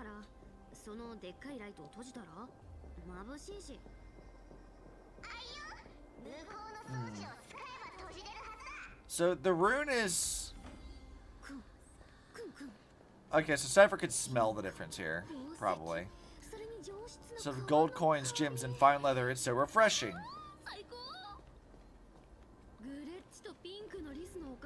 The treasures of this ancient city are all floating back up thanks to Great Mystery and that pink squirrel.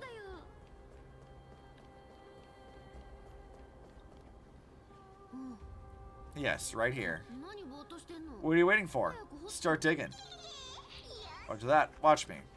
We're also activated excavation mode, unearthing the treasure buried deep underground.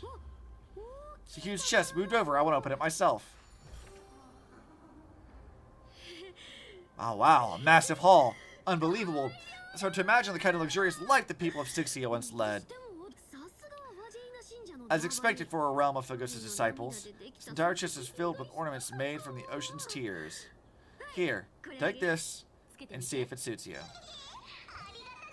Thanks for the gift, boss. Much appreciated. Look at the clarity of this purple crystal. It matches my skin tone perfectly. Cypher, you truly have the most refined taste of all the thieves of Amphorius. Let's try this on. Huh? Where's the treasure? How long have we known each other? I can't believe you still fall for this.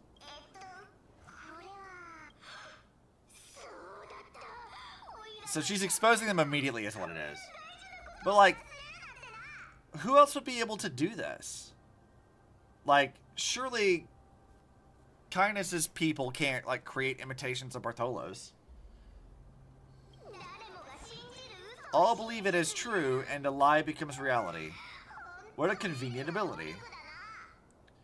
Okay, so somebody knows how her thing works, basically. So somebody who knows outside of us. The demigod of trickery's divine gift, far more practical than any golden thread or teleporter. Alright, enough fooling around. Here's the real thing. Lead the way.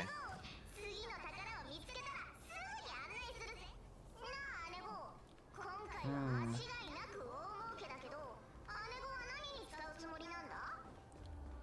trying to figure out, like, who would even be doing this?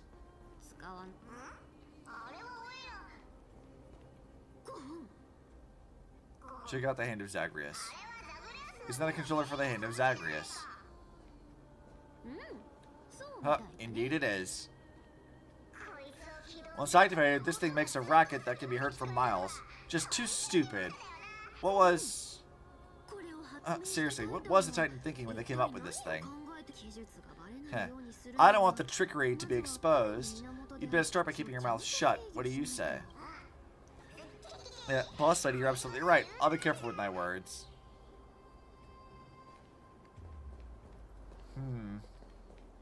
Okay, so there's something more to it than that.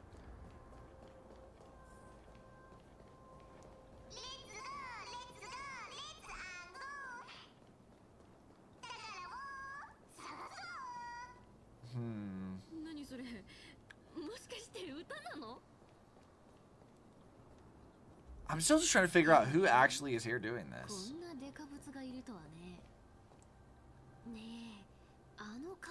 How could something be so ugly? Tisk tisk. Yeah, so ugly. Ugly enough to make even me, a little imp without a digestive system, feel nauseous.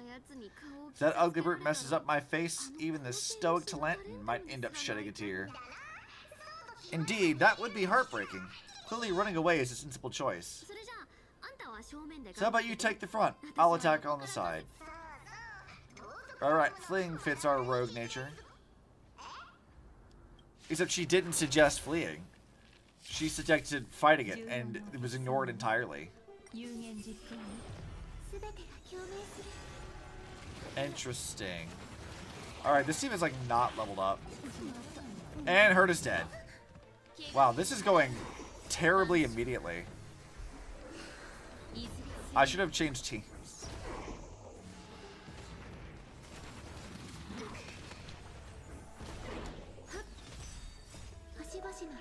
I should have changed teams. Well, maybe these three can do stuff, and it's fine. I'm not optimistic, though.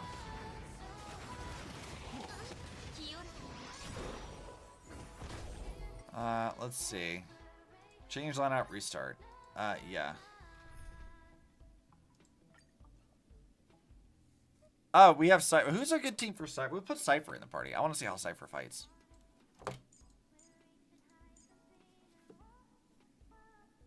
Do we even have, like, recommended teams for Cypher? Cypher teams.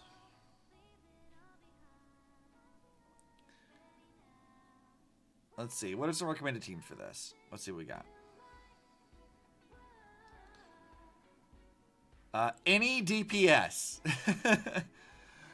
But no, that's not what we want to do. Okay. Cypher is Nihility. Okay, interesting. So we'll put in Cypher, Acheron, Jiaocho, who I don't have. So he can be swapped in with... Oh god, who would replace him? Because I know... God, who else would we do with that? I think we can probably put in... Because Aventries are shields, we're not going to need too much of like a healing thing. I guess we'll put Robin. That should be fine for now. And then where's Aventurine? We'll put him in here. There we go. We'll let this team do stuff.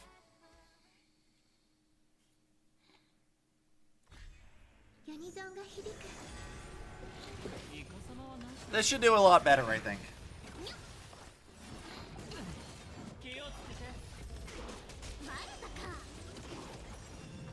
Oh, I like her animations. Hold on, why don't we slow down this for a second so I can kind of watch it a little bit. That is very slow.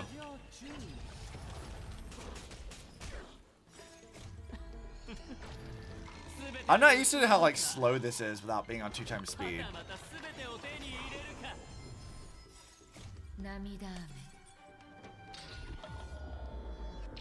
Yeah, we're already doing better with this team being set up.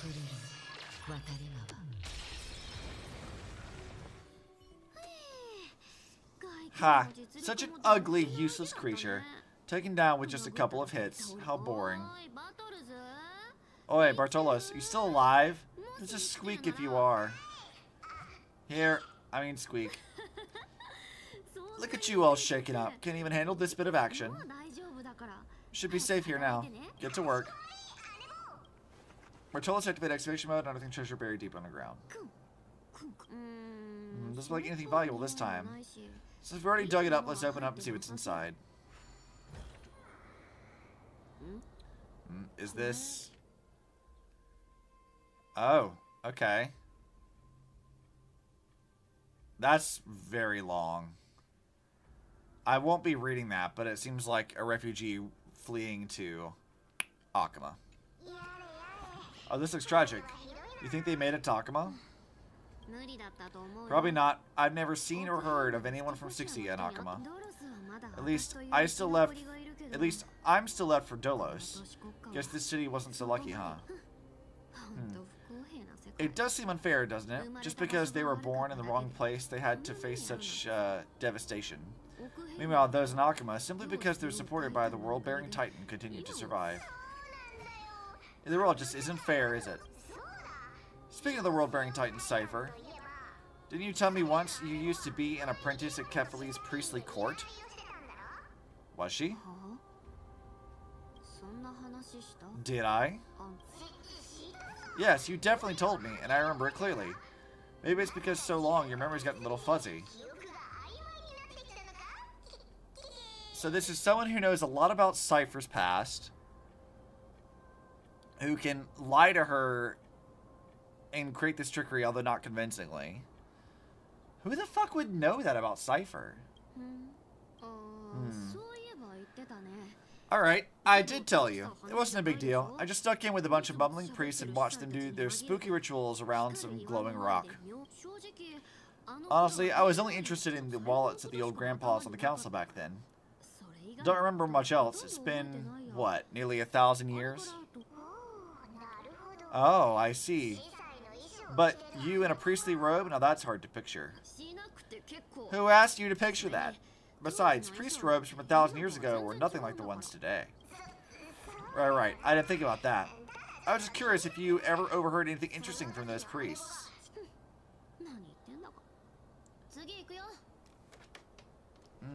How ridiculous. Okay, let's see. Let's try to figure out what they're attempting to do here. So, they're interested in priests who are worshipping Kefali. They're looking for information about Kefali and the world-building Titan. So,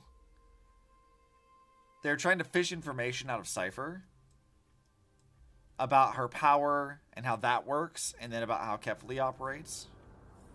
So they're interested in core flames, but like the last few that are still like remaining, I guess. I guess Cypher's already like achieved hers, so. She's right in front of us. We're still gonna have a plan. Should we go on that big, noisy, cumbersome hand of Zagreus? Never thought that thing would actually come in handy. Do you want to handle it? I don't need a controller after all, you know. Hand of Zagreus, my darling, activate.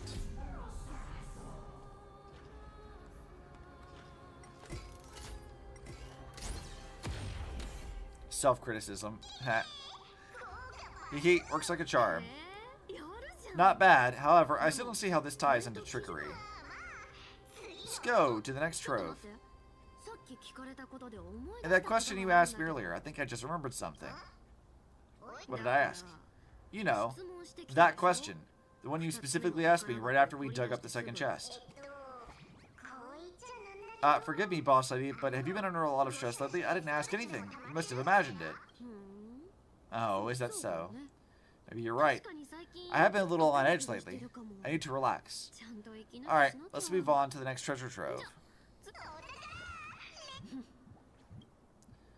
What the fuck is going on?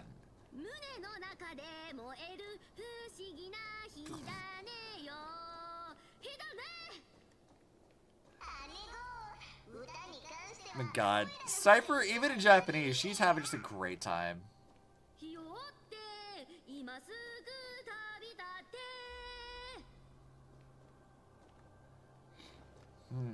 What is she doing? This feels like something incredible is buried here. So she's like she's clearly leading this person along. Like, they're both trying to feel each other out for different reasons. So, what are they after? Also, really sure wants to play a little game with us. Isn't there a myth about this thing? Those who feared fire became sheep. Those who did not become human. Sheep, humans, whatever. All I know is unlocking this gets us treasure. Here, the honor is all yours. Huh.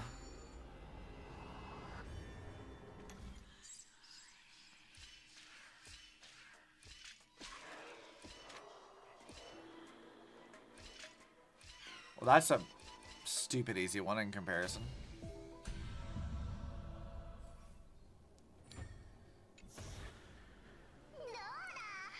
Told you nothing can stop me. Cypher, it's your turn now. Stop. Stay there and don't turn around. What do you mean? I told you, don't move. Alright. Ow, my poor old back. What are you doing?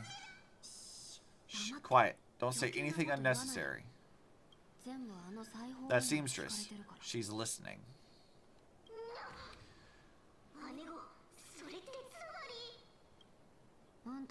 Stay put and keep quiet. I'll handle her. So this is Aglaya's doing? Well, well, seamstress. Getting sneaky, aren't we? Did you think I wouldn't notice your little spies lurking around me? As time passes, I find myself learning more and more, or leaning more and more on blind luck. With only the power of this little nymph, naturally, I couldn't slip past your sharp eyes, Cyphra. Even if you could fully control Bartolos' mind, I would still be able to see through your disguise, Aglaya. Them referring to each other by their proper names is concerning. You've gone to such lengths to spy on my every move. What exactly are you after? Told you before, you don't need me to succeed. Why won't you just let this go? I already made up an exception and got involved with Casters and Grey Mystery. Asking for more now, isn't that pushing your luck a bit too far? I'm sorry, Cyphra. I've plotted and schemed my whole life, but I've never could have predicted our relationship would end up like this. I spent centuries trying to figure out where I went wrong, replaying every moment over and over, but you've never given me a chance to explain myself face to face. Don't talk to me like that. You know I can't take it. 1,000 years ago, out of foolishness, I let my silence steal away the most beautiful sound I'd ever known.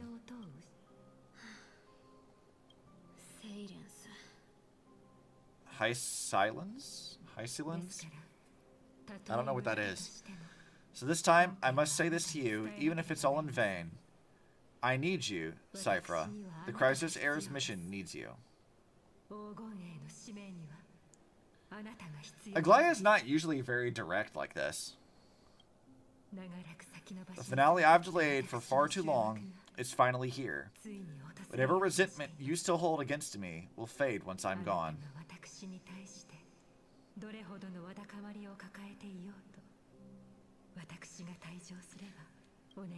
Please come back to Akama. I'm begging you. Without you, they don't stand a chance.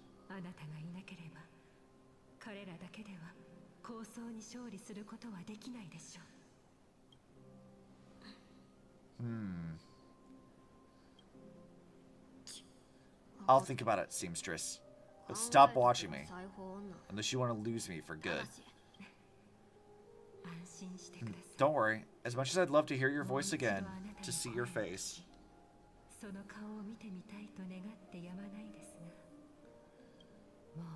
It seems the chance will never come.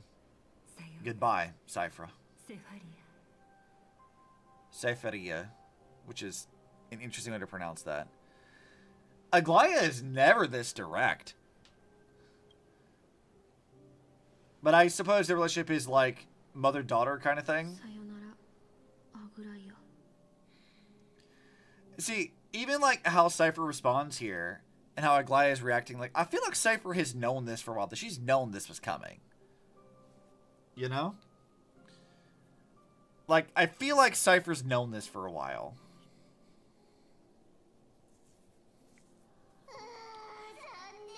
Oh, what a shame. I thought there'd be some real treasure under that goat's head. Turns out everything in that chest was soaked in water from the River of Souls. Nothing valuable left. Those relics were once priceless, but time has eroded away all they once were. Hearing this from you makes it sound so sad. Wait, why am I getting sentimental? I haven't even processed what just happened. That horrible woman, when did she... Oh. If you see her, let her know this. As demigods, we can't avoid our duties forever. Could it have been back then? Do you remember now? Looks like you don't need me to jog your memory. She must have slipped that nymph into your pocket while you were distracted. Underestimate that bug. It's every bit as dangerous as the seamstress's golden thread. Let your guard down for even a second and it might take over. Make you spill secrets you'd never share otherwise. Whoa, that's like some brainwashing monster straight out of the Black Tide. Creepy. Boss, how did you realize something was wrong? I'm curious. What exactly did that nymph make me say? It actually gave itself away very early on. I mean, she knew before this, too. The new Templars used to be an apprentice at Kefli's priestly court. We've been partners in crime for 1,000 years. We've talked about everything there is to talk about, except for that one experience at Dawncloud. I never told you about that. I absolutely wouldn't have shared that with anyone. But, boss lady, there's a chance Aglaya wasn't trying to trick you.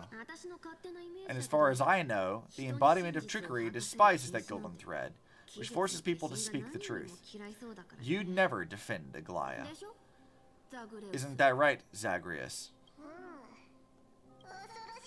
You have a terrifyingly sharp mind. After all, I'm the only one in the world who knows you're still alive. To make sure you survive the Titan's trial, I had to fool the entire world. Oh, so Bartolos really is just like the actual Zagreus. Interesting. You're an annoying little fuck, that's for sure. If you want to keep that lie from falling apart, you better keep playing your part in the days ahead. Even if it weren't for saving my worthless little life, I'd still walk through fire for Cypher without hesitation. You may have been reduced to this form, but you still haven't lost your way with words. Oh, so that's why Spirit Thief is in quotations with Bartolos. Okay. Speaking of which, Cypher, you're not taking that wicked woman's words to heart, are you? Life's been pretty great lately. Why get in trouble now, don't you think? Honestly, I've been thinking. Maybe a trip back now wouldn't be too bad.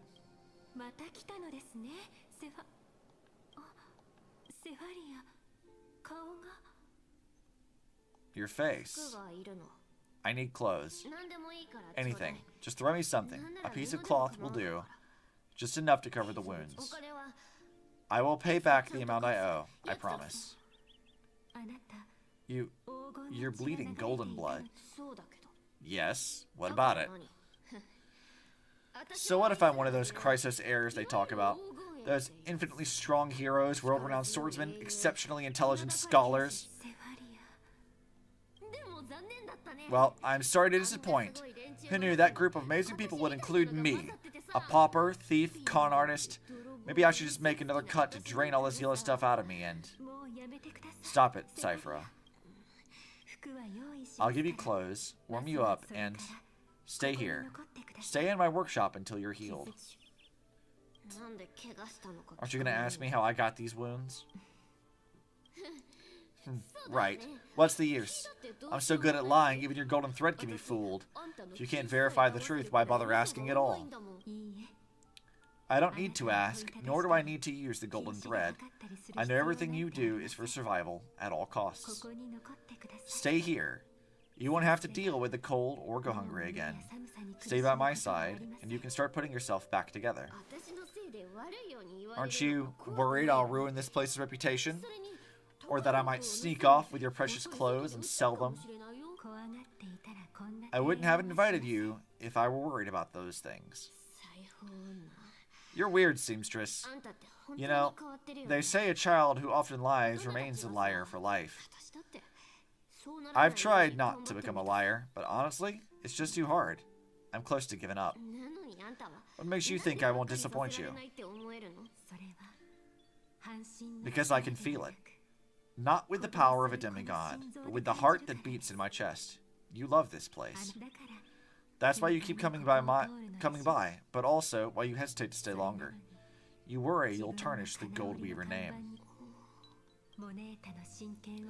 After taking over Nestia's divine authority, I became used to letting the golden thread distinguish sincerity from falsehood.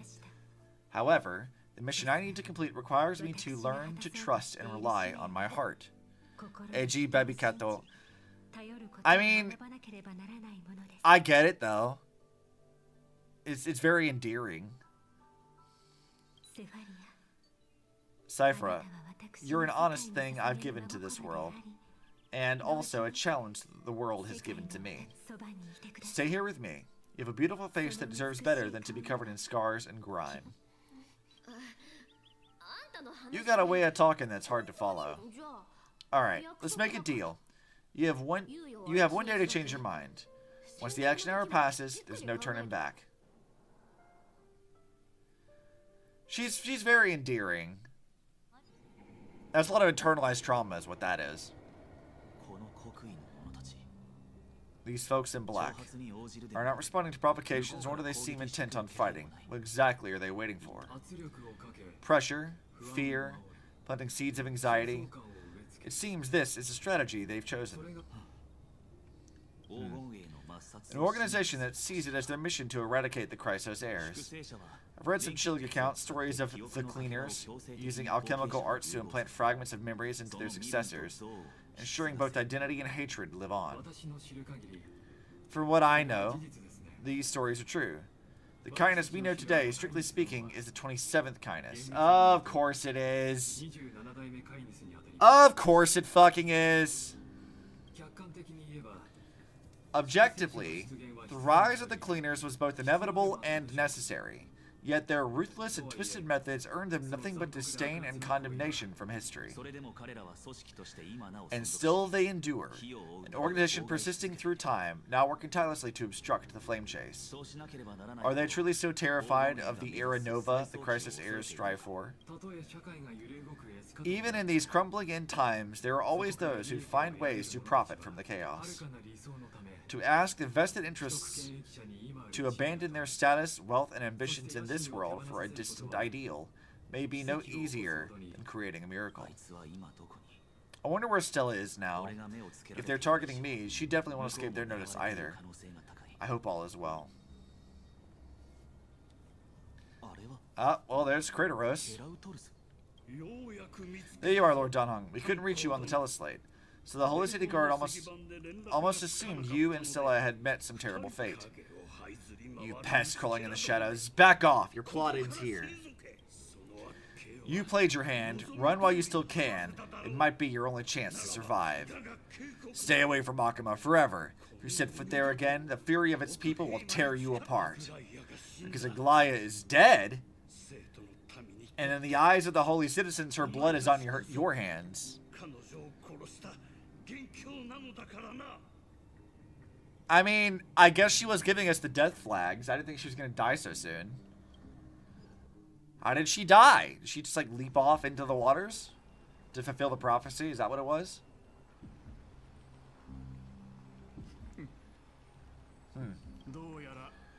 Looks like she was wrong about you. She. Are you talking about the mastermind behind all this? She thought you were weak. She believed that even when facing the evil you claim to oppose, you'd hesitate to strike. Misinterpreting mercy for weakness shows how arrogant and foolish your master is. They're still alive. With proper care, they'll pull through in a few days. But I must warn you, I haven't fought a human in ages. I can't guarantee I'll always be able to hold back. They're lucky they're still alive. If you feel as lucky as they are, try me. Bro, you sound cool. Yeah, boy, let's go. Finen's seriously upset. Get out of here. Don't show your face around us again. If your master wants to stop the flame chase journey, she better bring an army that makes Crimnos at its peak look like child's play. I've said it more than once, Lord Finan. We're not here to start a fight. We only came to ensure that you weren't anywhere else. Finan get tired of their shit. Yeah, absolutely. While you were unaware, we already accomplished our mission to buy time. So, Lord Finan, until next time. You okay? I'm fine. Anyone who uses innocent lives as a bargaining chip has gone too far. But they were after the Chrysos heirs. I guess. The opposition within the Council of Elders is still desperately trying to obstruct the flame chase. If the conspiracy is exposed, they'll be hunted down in the Holy City like rats with nowhere to run, no matter where they hide. My teleslate?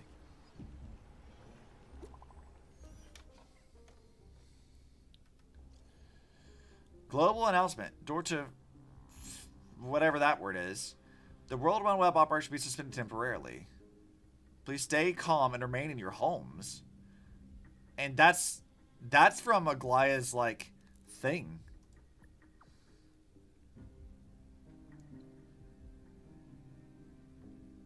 Whitelist protocol loaded. Local golden thread enabled for emergency internal communication later. Lady Goldweaver deceased. Please return to the Holy City at once. I know it's hard to believe, but please come back soon. Okay. Aglaya, is this... Blasted, those guys. I've heard from more than one person. It doesn't seem like a joke. Stay calm. This could just be one of her schemes. I won't believe it until I see it for myself. What should we do now? Stay on course. I'll contact Tribby and ask her to keep the citizens calm. We'll hurry back to Akama as fast as possible to assess the situation in the city. If we run into any enemies along the way, I won't be merciful this time. They really want to say you can't deny post this one. Yeah, for real. I mean, they set the tone early pretty readily. Like, it was not... It didn't take much for them to immediately get to the point. Cartonis. Oh, it's more of Aglaya's bugs. You're forging a sword for Finan, aren't you? I haven't seen you wield the hammer in so long. I couldn't help but be entranced by the sight. You, Aglaya. In this form you come to me. It means... That's right. At this moment, my physical form is already shattered. My journey as a human in this world has come to an end. It's time to fulfill our pact. Of course, the pact I haven't forgotten.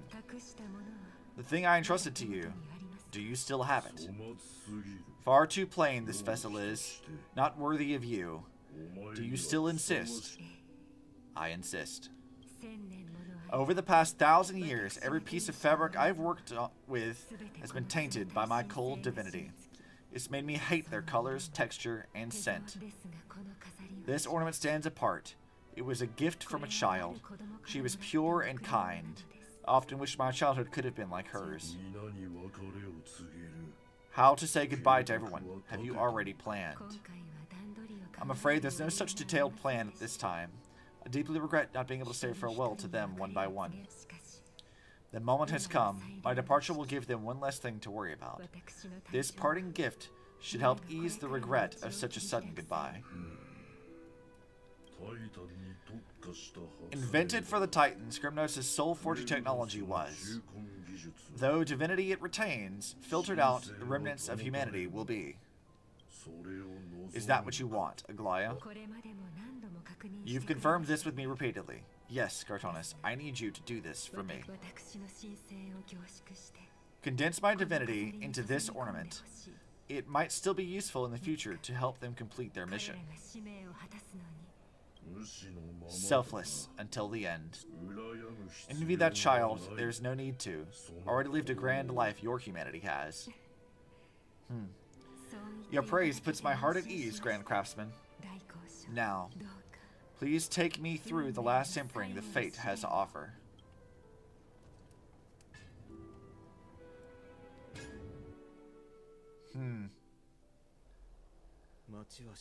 The city is silent, and tension is building with every passing second. The news has probably spread by now. Every household is locked up tight, and all the market stalls have closed down temporarily. Something about this feels like a scheme. I hope so. I just can't believe she'd be taken down by a handful of assassins. If this is all part of a larger plan, Tribby must know something. She just couldn't say it in the message. Let's go find her. Well, Tribby was with Hyacinth, so I'm assuming she will know that. I don't think that the assassins actually managed to kill her off. I think she left willingly, knowing that it was time. In the same way that, like, Cypher absolutely knows that some shit's going on. Like, Aglaya definitely knows, too. Alright, Don Hong. Oh, you're back. How's everything? No injuries, I hope. Don't worry, the cleaners didn't lay a hand on us. Lord Kratos, were you in the city when it happened? What exactly went down? Regrettably, no one knows the details of that moment. Eyewitnesses only saw, it's fine. Just tell me. Eyewitnesses at the Memorial Palace say Aglaya fall from the Chrysos air bath. She showed no signs of life by the time the Holy City guards approached to check. They were too afraid to jump to conclusions. After all, she was a demigod who lived for over 1,000 years, the leader of the Chrysos heirs. Most citizens of this city believed that death couldn't touch her. She was pierced through the heart by a uniquely crafted dagger. I saw it for myself. It's one of the weapons carried by the cleaners. She really was assassinated. Why didn't they go after us? Yeah. I also don't understand. This doesn't add up. The ones who appeared in the grove, and those who confronted Dan Hong in the abyss, didn't immediately resort to violence. They were just watching and trying to intimidate. They didn't have any reason nor the courage to attack Aglaya. Perhaps. Speculating blindly won't help. Let's go find Lady Tribby, as she understands Aglaya's mind best. I'd say Aglaya allowed it to happen. I'll stay here and lead the guards and maintain order. Find out what happened, but don't take too long. With Aglaya gone, someone has to take her place and lead Akuma. Also, Miss Hyacinth was the one who declared Aglaya dead. You might want to speak with her. Thank you, Lord Kratos. That must have been very traumatic for Hyacinth. Like, Aglaya fell from all the way up there, all the way down here.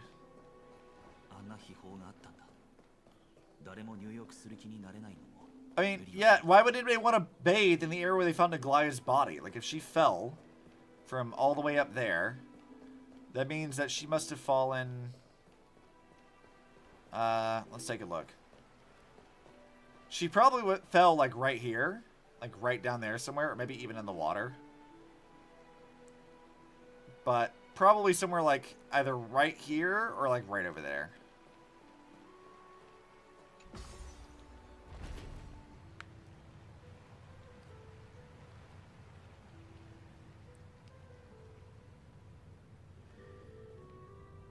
Alright, Hyacinth. Yeah, she doesn't look very happy. You're back. We heard from Kratos. Are you alright? I'm fine. I've been staying close to Lady Tribby and Triton after the incident. It's great that you could come back so quickly. They need someone with them now.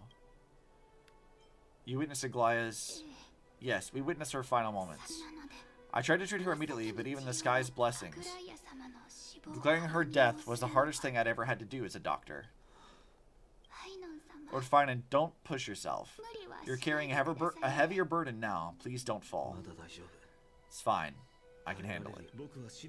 What I've lost is a mentor and a comrade in arms. But for Tribby and Triton, they've lost a 1,000-year-old bond, like losing a part of their lives. You should rest, Hyacinth. You've been awake for a long time, haven't you? We'll handle things from here. Okay. See you later, everyone. We need to visit Lady Tribby. Yeah, it's like, if Aglaya fell from, like, right here... Let's see. Yeah, she definitely would have, like... She might have even, like, hit, like, the edge of that and, like, crash landed over there. They did a good job of cleaning it up, though.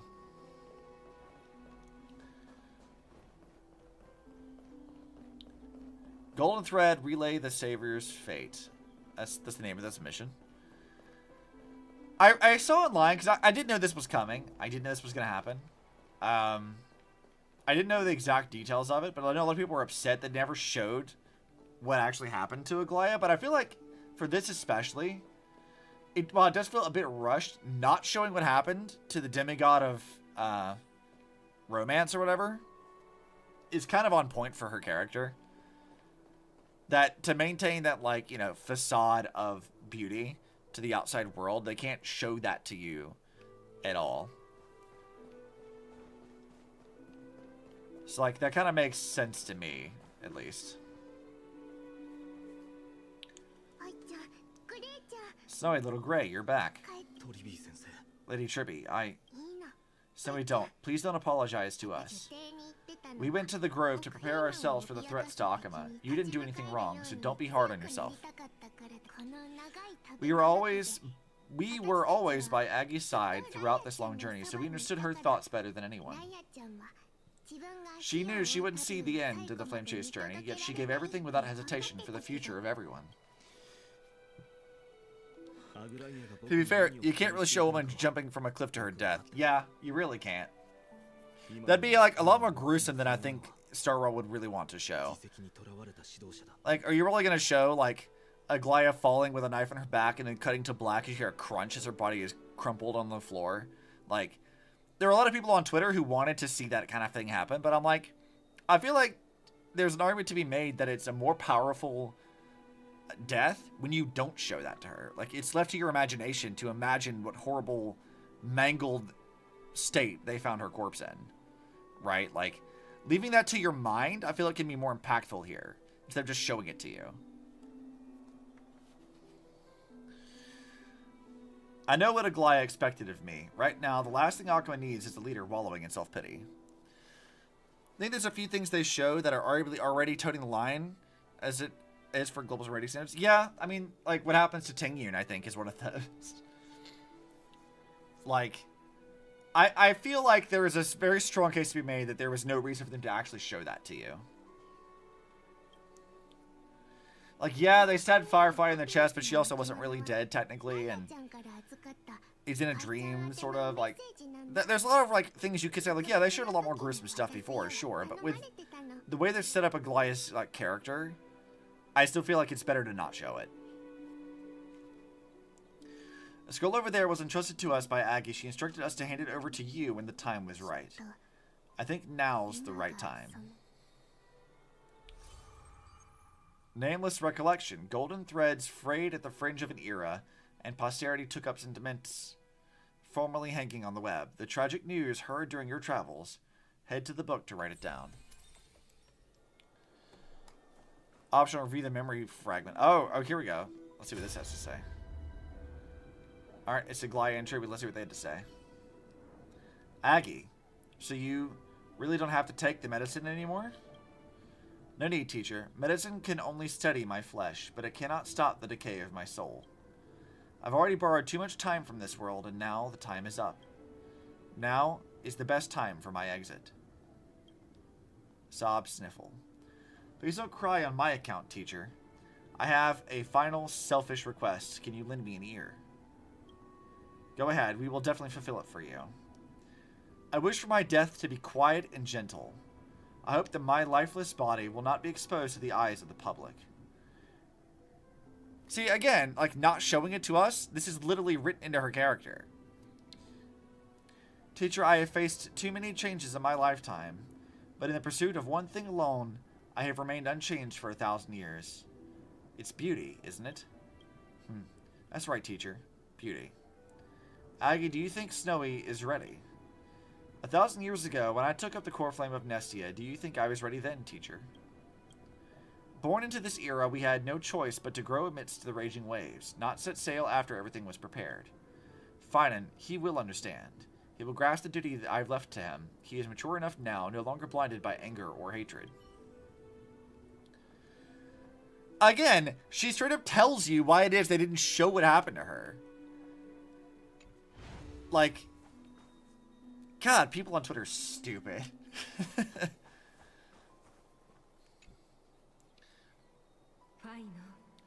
Finan, my humble student and trusted colleague. As I write this, you are locked in a battle of words with the Council of Elders, fighting for the survival of the Flame-Chase journey on a battlefield where the smoke of war is invisible. I deeply regret and feel guilty for hastily pushing you and Stella into this debate. But please forgive me. At that moment, I could not afford to show any sign of weakness before you, as it would have crushed your morale. I considered the debate a routine affair, assuming I could win merely with the support and experience we'd accumulated over centuries. But I underestimated kindness and her party's cunning, and also the deterioration of my own senses. The trap was likely set by the debater Calictus. He had prepared a severed golden thread in advance, revealing it to the public when kindness was faltering in the debate. This is the Hoya sphere. You can't have an update without someone looking for things to be upset over. Yeah, I mean, really. I feel like Impact 3rd doesn't have that, or did not used to have that. I feel like these days it does a lot more, but like it used to not have that as a huge issue for like the global server.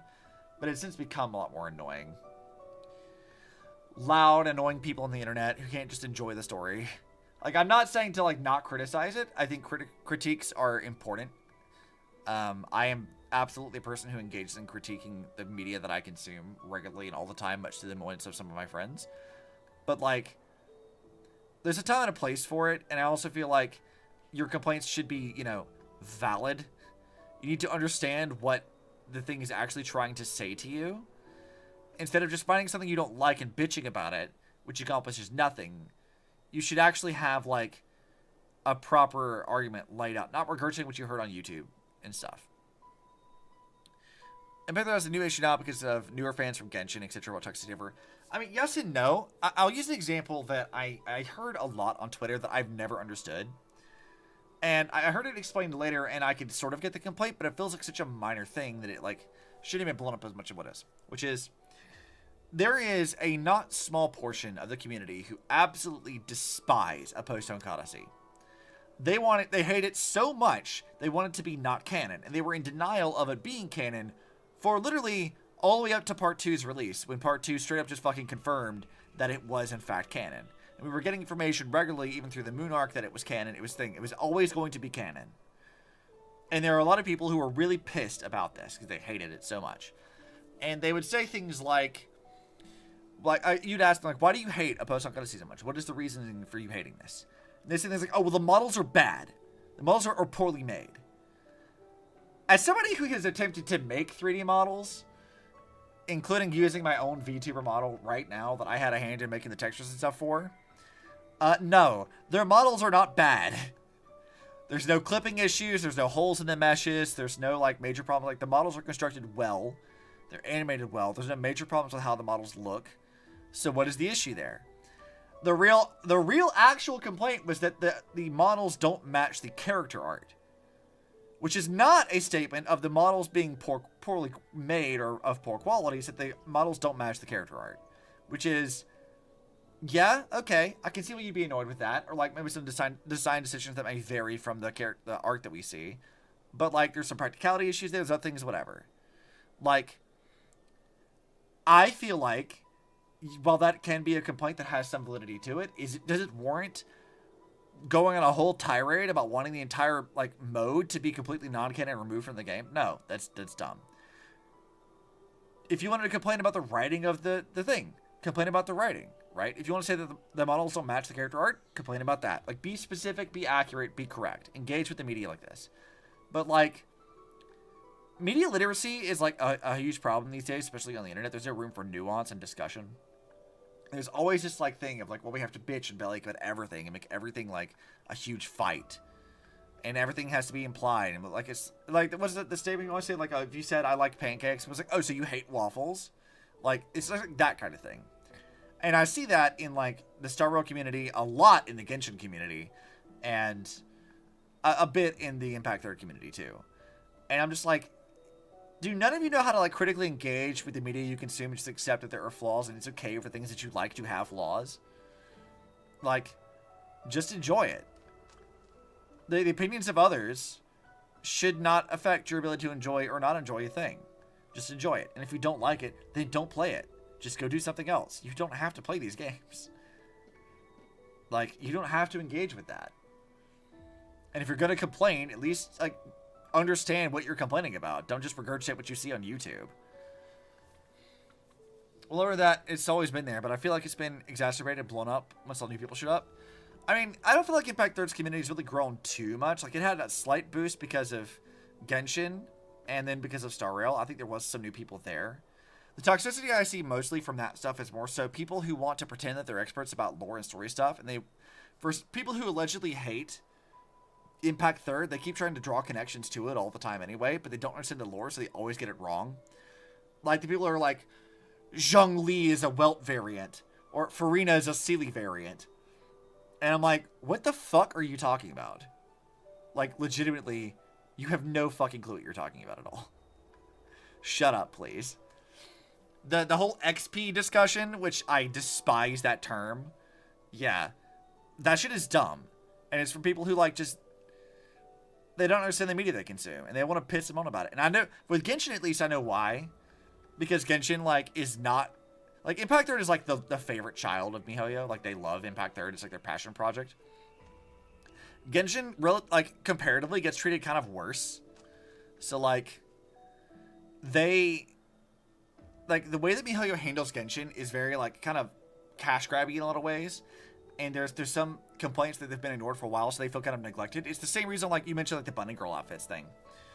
Like, the reason why, in my mind, that became a big problem was because the Chinese server in Impact Third was so neglected by MiHoYo up to that point that it didn't matter what the issue was. They needed a way to vent their frustration, so they chose this relatively minor thing to latch on to blow up into a huge thing, to just complain at MiHoYo because they were mad, because they felt that their voices were not being heard. And I feel like the Genshin community, that's a big part of it for them, that, like, they don't feel like they're being seen and heard. So they kind of lash on to whatever and complain. Now, that being said, Genshin does have some actual legitimate problems with how it presents the story and writing and character build, of which I am very vocal about. But, like, there's also a lot of other complaints that aren't as valid, that you still hear come up, like, pretty regularly. For both people within the community and outside of it. You guys might remember there was, like, when Genshin came out, people were saying, oh, it's a Breath of the Wild clone that they literally stole from Nintendo. And I'm like, well, no, they didn't. There's no evidence of that whatsoever. There's no way that that was ever a thing. But people complained about it for months on end because of, like, anti-Chinese sentiment from COVID being a thing, and because of the similarities there, because it was a gacha game with predatory game mechanics, like the gacha system and stuff. Like, there's other things to complain about, but that was the thing they latched on to for their frustrations. And I'm like, that's not productive or helpful or nuanced in any way. Nah, you're wrong. My opinion is objectively correct, and you're a piece of shit who should game over for not agreeing with me. Thus is the mentality of the internet. Yeah, you were absolutely correct, Krail. 100%. So this is the Obsi-friendly reminder. Don't do that. Enjoy the things you enjoy. Understand what's trying to be said, and be open to other opinions. You may be wrong. I might be wrong. But, like, be open to listening to what other people have to say. And hear what they have to say, listen to see if there's any validity to it, and make a judge call for yourself. And make sure you know what you're talking about before you start vehemently defending something. They didn't steal anything. They saw what was popular and said, I want to make that, which isn't a new thing. Yeah, exactly. That's exactly what happened.